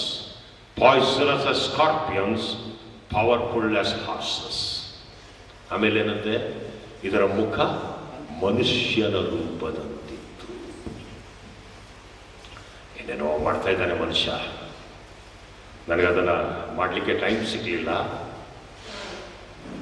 ಬೇಬಿಯನ್ನ, ಮಗುವನ್ನ ಲ್ಯಾಬೊರೇಟರಿನಲ್ಲಿ ತಯಾರು ಮಾಡಿಬಿಟ್ಟು ಈಗ 2013ನೇ ಇಸ್ವಿನಲ್ಲಿ ನಡೀತಾ ಇರುವಂತಹ ಪ್ರಯೋಗ ಏನಪ್ಪಾ ಅಂದ್ರೆ, ಅದನ್ನ ಒಬ್ಬ ಸ್ತ್ರೀ ಗರ್ಭದಲ್ಲಿ ಹಾಕಿದ್ರೂ ಸರಿಯಾಗೋದಿಲ್ಲಂತೆ. ಯಾಕಂದ್ರೆ ಸ್ತ್ರೀ ಗರ್ಭಕ್ಕೆ ಹಾಕಿಬಿಟ್ರು ಸ್ತ್ರೀ 9 ತಿಂಗಳು ಪ್ರೆಗ್ನೆಂಟ್ ಆಗಿ ಇರಬೇಕು, ಅವಳ ಪ್ರೊಡಕ್ಷನ್ ನಿಂತು ಹೋಗ್ತದೆ, ಉತ್ಪಾದನೆ ನಿಂತು ಹೋಗ್ತದೆ, ಅದು ಸರಿ ಇಲ್ಲ. ಈ ಸ್ತ್ರೀಯ ಗರ್ಭಕ್ಕೆ ಹತ್ತಿರ ಬರುವಂತ ಗರ್ಭ ಯಾವುದು ಕಂಡು ಹಿಡ್ಕೊಂಡಿದ್ದಾನೆ. ಯಾವುದು ಗೊತ್ತಾ? ಯಾವುದಿರ್ಬೋದು? ಸ್ತ್ರೀಯ ಗರ್ಭಕ್ಕೆ ಹತ್ತಿರ ಬರುವಂತಹ ಗರ್ಭ, ಹಸು, ಹಸು, ಕೌ, ಹಸುವಿನ ಗರ್ಭ ಅಂತ. ಏನ್ ಮಾಡ್ತಾನಂತೆ, ಈ ಫೀಟಸ್ ತಯಾರು ಮಾಡಿಬಿಟ್ಟು ಈ ಫೀಟಸ್ನ ಹಸುವಿನ ಗರ್ಭದಲ್ಲಿಡ್ತಾನಂತೆ. ಹಸು ಅದರ ಇನ್ಕ್ಯುಬೇಷನ್ ಪೀರಿಯಡ್, ಮನುಷ್ಯನ ಇನ್ಕ್ಯುಬೇಷನ್ ಪೀರಿಯಡ್ ಹೆಚ್ಚು ಕಡಿಮೆ ಒಂದೇ. ಮಗು ಆ ಹಸುವಿನ ಗರ್ಭದಲ್ಲಿ ಬೆಳೆದು ಆಮೇಲೆ ಇವನೇನೋ ಸಿಜೇರಿಯನ್ ಮಾಡಿದಾಗ ಏನೋ ಒಂದು ಆಪರೇಷನ್ ಮಾಡ್ತಾನೆ, ಮಗು ತೆಗೆದುಬಿಡ್ತಾನೆ. ಅಲ್ಲಿ ಬೆಳೆಸೋದಕ್ಕೆ ನೋಡ್ತಾ ಇದ್ದಾನೆ. ಸೊ ದೇವರ ಚಾಲೆಂಜ್ ಏನಪ್ಪಾ ಅಂದ್ರೆ, ನೀನು ಎಷ್ಟು ವಿಜ್ಞಾನ ಬೆಳೆಸ್ತೀಯ ಬೆಳೆಸು. ಹಸುನಲ್ಲಿ ಮಗುನ, ಮನುಷ್ಯ ಮಗುನ ಬೆಳೆಸ್ತೀಯಾ ಬೆಳೆಸು.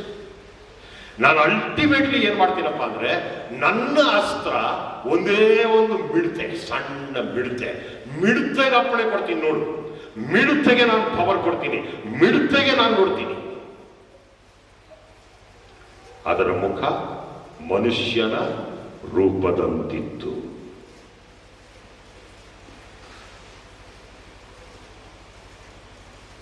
ಅಟ್ಯಾಕ್ ಮಾಡ್ತದೆ. ಮನುಷ್ಯ ಸಂತತಿಯಲ್ಲಿ ಬಹುತೇಕ ಅಳಿದು ಹೋಗ್ತದೆ. ದೇವರು ನಡೆಸುವಂತ ಕಾರ್ಯ. ಎಚ್ಚರಿಕೆ ಕೊಡ್ತಾನೆ, ತಿಳ್ಕೊಳ್ಳಲ್ಲ. ಆಂಟಿ ಕ್ರೈಸ್ಟ್ ಇನ್ನೂ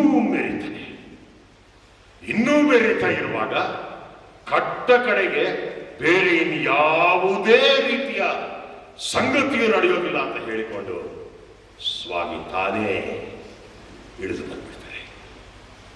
ಇಳಿದು ಬಂದ್ಬಿಟ್ಟು ವಾಕ್ಯ ಬರೀತದೆ, ಸ್ವಾಮಿ ಏನು ಮಾಡೋದಿಲ್ಲಂತೆ, ತನ್ನ ಬಾಯಿ ಉಸಿರಿನಿಂದ ಕೊಲ್ಲುವುದು. ತನ್ನ ಬಾಯಿ ಉಸಿರಿನಿಂದ ಕೊಲ್ಲು. ಇಷ್ಟೆಲ್ಲ ಮೆರಿತಾನಲ್ಲ ಆಂಟಿಕ್ಸ್, ಇಷ್ಟೆಲ್ಲ ಮೆರಿತಾನಲ್ಲ 666, ಇಷ್ಟೆಲ್ಲ ಜ್ಞಾನ ಕೊಟ್ಟು ಜನರನ್ನೆಲ್ಲ ಮರಳು ಮಾಡಿ ಭ್ರಮೆಗೊಳಿಸಿ ನಾನೇ ಅಂತ ಮೆರಿತಾನಲ್ಲ, ನಾನೇ ದೇವರು ಅಂತ ಯೆರೂಸಲೇಮ್ ಆಲಯದಲ್ಲಿ ಹೋಗಿ ಕೂತ್ಕೊಂಡು ಬಿಡ್ತಾನಲ್ಲ, ಅವನೇನಂತೆ ದೇವರು ಸುಮ್ಮನೆ ಅಂತಾರಂತಷ್ಟೇ. ಬಾಯಿ ಉಸಿರಿನಿಂದ ಕೊಲ್ಲುವನು, ಪಾತಾಳಕ್ಕೆ ಅಧೋಲೋಕಕ್ಕೆ ದೊಬ್ಬಿ ಬೀಳುವುದು. ಸೈತಾನನು ನಾಶವಾಗುವನು. ಸೈತಾನಂದು ಟ್ರಿನಿಟಿ ಇದೆ, ಗೊತ್ತಿದೆ ಅಲ್ಲ ನಿಮಗೆ. ನಮ್ಮಲ್ಲಿ ದೇವರದು ತಂದೆ, ಮಗ, ಪರಿಶುದ್ಧಾತ್ಮ ಇದ್ದ ಹಾಗೆ ಸೈತಾನನಿಗೂ ಟ್ರಿನಿಟಿ ಇದೆ. ಸೈತಾನ, ಅಂತ್ಯಕ್ರಿಸ್ತ, ಸುಳ್ಳು ಪ್ರವಾದಿ. ಸೈತಾನ, ಅಂತ್ಯಕ್ರಿಸ್ತ, ಸುಳ್ಳು ಪ್ರವಾದಿ. This is the satanic trinity. ಈ ಮೂವರು ಆ ದಿವಸದಲ್ಲಿ ಕೊಲ್ಲಲ್ಪಡುವರು. Then comes the end. ಸ್ವಾಮಿಯ ಎರಡನೇ ಬರೋಣದಲ್ಲಿ. ಅಲ್ಲಿ ತನಕ ಏನು ಭಯ ಇಲ್ಲ, ಏನೂ ಚಿಂತೆ ಇಲ್ಲ, ಆರಾಮಾಗಿರ್ರಿ. ಆದರೆ ಎಚ್ಚರಿಕೆಯಾಗಿರ್ರಿ. ಲೋಕದಲ್ಲಿ ಏನೆಲ್ಲ ಸಂಗತಿ ನಡೀತಾ ಇದೆ ಗಮನಿಸ್ತಾ ಇರ್ರಿ. ಆದರೆ ಯಾವುದಕ್ಕೂ ಬಲಿ ಪಶುಗಳಾಗ್ಬೇಡ್ರಿ. ಕನ್ನಡದಲ್ಲಿ ನಾನು ಯಾವಾಗಲೂ ಹೇಳ್ತೇನೆ, ಎಲ್ಲರೂ ನಮ್ಮವರೇ ಆದರೆ ಯಾರೂ ನಮ್ಮವರಲ್ಲ. ಎಲ್ಲರೂ ನಮ್ಮವರೇ ಆದರೆ ಯಾರೂ ನಮ್ಮವರಲ್ಲ. ಎಲ್ಲರೂ ನಮ್ಮದೇ ಆದರೆ ಯಾವುದೂ ನಮ್ಮದಲ್ಲ. ನಾವು ಯಾರು? ಬೆಳಗ್ಗೆ ಹೇಳಿದೆವು, ನಾವು ಎಂಥ ದೊಡ್ಡ ಪದವಿಯಲ್ಲಿರುವಂಥವರು, ದೇವರ ಮಕ್ಕಳು, ದೇವರ ಮಗಳು. ನಮ್ಮನ್ನು ಯಾರು ಏನು ಟಚ್ ಮಾಡೋಕ್ಕಾಗೋದಿಲ್ಲ. Antichrist cannot touch us, Satan cannot touch us, demons cannot touch us. The anti forces, anti to God, any forces anti to God cannot even touch us unless God permits. ದೇವರ permission ಕೊಟ್ಟರು ಏನಕ್ಕೆ ಕೊಡ್ತಾನಪ್ಪ ಅಂದ್ರೆ, ಈ ನನ್ನ ಮಗ, ಈ ನನ್ನ ಮಗಳು ನನಗೆ ಎಷ್ಟು ನಂಬಿಕಸ್ಥರಾಗಿದ್ದಾನೆ ಅಂದ್ರೆ, ಸೈತಾನನೇ ನೀನು ಎಷ್ಟು ಬೇಕಾದ್ರೂ ಟೆಸ್ಟ್ ಮಾಡು, ನಾನು ಬರೆದು ಕೊಡ್ತೀನಿ, ಇವರು ನನಗೆ ನಂಬಿಕಸ್ಥರಾಗಿರ್ತಾರೆ. ಬಿದ್ದು ಹೋಗ್ಬೇಡ್ರಿ ಪ್ರಿಯರೇ. ಶೋಧನೆಗಳು ಬರುವಾಗ, ಕಷ್ಟಗಳು ಬರುವಾಗ, ವ್ಯಾಧಿಗಳು ಬರುವಾಗ, ಸಂಕಟ ಬರುವಾಗ, ಅಸಮಾಧಾನ ಉಂಟಾಗುವಾಗ ಬಿದ್ದೋಗ್ಬೇಡ್ರಿ. ದೇವರೊಂದು ವೇಳೆ ಅದನ್ನ ಪರ್ಮಿಷನ್ ನಿಮ್ಗೆ ಕೊಟ್ಟಿದ್ರೆ ನಿಮ್ಮ ಒಳ್ಳೇದಕ್ಕೋಸ್ಕರನೇ ಕೊಟ್ಟಿದ್ದಾನೆ. ನೀವು ಅದರಲ್ಲಿ ಜಯಶಾಲಿಗಳಾಗಿ ನಿಲ್ಲಬೇಕು. ಜಯಶಾಲಿಗಳಾಗಿ ನಿಂತವರಿಗೆ ನಾನು ಜೀವದ ಜಯಮಾಲೆ ಹಾಕ್ತೇನೆ ಅಂತ ಸ್ವಾಮಿ ಹೇಳಿದ್ದಾರೆ. ಜಯಶಾಲಿಗಳಾಗಿ ನಿಂತವರಿಗೆ ನಾನು ನನ್ನ ನಿತ್ಯ ರಾಜ್ಯದ ಸೌಭಾಗ್ಯದಲ್ಲಿ ಅವರನ್ನು ಸೇರಿಸಿಕೊಳ್ಳುವೆನು, ನನ್ನ ಎದೆಗೆ ಹೊರಗಿಸಿಕೊಳ್ಳುವೆನು ಎಂಬುದಾಗಿ ಹೇಳಿದ್ದಾರೆ. ಯೋಬನಿಗೆ ಏನ್ ಮಾಡಿದ್ರು? ಏನೇನು ಕಳ್ಕೊಂಡಿದ್ರು ಅದಕ್ಕೆ ಎಷ್ಟು ಡಬಲ್, ಎರಡರಷ್ಟು ಹಿಂದಟ್ಟಿಬಿಟ್ರು. ವಾಕ್ಯ ಹೇಳ್ತದೆ, ಬರೀ ಎರಡರಷ್ಟಲ್ಲ, ನೀನು ನಂಬಿಗಸ್ತನಾಗಿ, ನೀತಿವಂತನಾಗಿ, ನೀನು ನಿನ್ನಷ್ಟಕ್ಕೆ ನಿನ್ನ ಕಾರ್ಯಗಳನ್ನ ನೀನು ನಡೆಸುತ್ತಾ ಮುಂದೆ ಸಾಗುವುದಾದ್ರೆ, ನಂಬಿಗಸ್ತನಾಗಿಯೇ ಇರುವುದಾದ್ರೆ, ದೇವರ ಆಶೀರ್ವಾದಗಳು ಯಾವಾಗಲೂ ಹಿಡಿಸಲಾರದಷ್ಟು. Countless blessings, countless blessings, name them one by one. ಆದರೂ ಆಗೋದಿಲ್ಲ. ಅಷ್ಟು ಆಶೀರ್ವಾದ ನಿಮಗಿರ್ತದೆ, ನನಗಿರ್ತದೆ. ನಾವು we are special people, we are privileged people. ನಾವಿದನ್ನು ಯಾವತ್ತೂ ಕೂಡ ಕಳ್ಕೊಳ್ಬಾರ್ದು. ನಮಗೆ ದೇವರು ಕೃಪೆಯಿಂದ ಆ ಸ್ಥಾನ ಕೊಟ್ಬಿಟ್ಟಿದ್ದಾರೆ. ಆ ಸ್ಥಾನನ ನಾವು ಕಳ್ಕೊಳ್ಬಾರ್ದು, ಅದನ್ನು ಉಳಿಸ್ಕೊಳ್ಬೇಕು. ಉಳಿಸಿಕೊಳ್ಳುವ ಪ್ರಯತ್ನದಲ್ಲಿ ನಾವು ನಮ್ಮನ್ನು ತೊಡಗಿಸಿಕೊಳ್ಳೋಣ. ವಿಜ್ಞಾನ ಏನೋ ನಮ್ಮನ್ನು ವಿನಾಶದತ್ತ ಕರ್ಕೊಂಡು ಹೋಗ್ತಾ ಇದೆ, ಆದರೆ ದೇವರದಕ್ಕೆ ಬಿಡೋದಿಲ್ಲ. ದೇವರು ವಿಜ್ಞಾನವನ್ನೇ, ಮನುಷ್ಯನ ಜ್ಞಾನವನ್ನೇ ನಾಶ ಮಾಡ್ತಾನೆ. ತಾವೇ ಜ್ಞಾನಿಗಳೆಂದು ಹೇಳಿಕೊಂಡವರು ಹುಚ್ಚರಾದರು. ತಾವೇ ಜ್ಞಾನಿಗಳೆಂದು ಹೇಳಿಕೊಂಡವರು, ವಾಕ್ಯ ಬರೀತದೆ ಏನಂತೆ, ಹುಚ್ಚರಾದರು. ಎಸ್, ಇಲ್ಲಿಗೆ ಮುಗಿಸ್ತೇನೆ.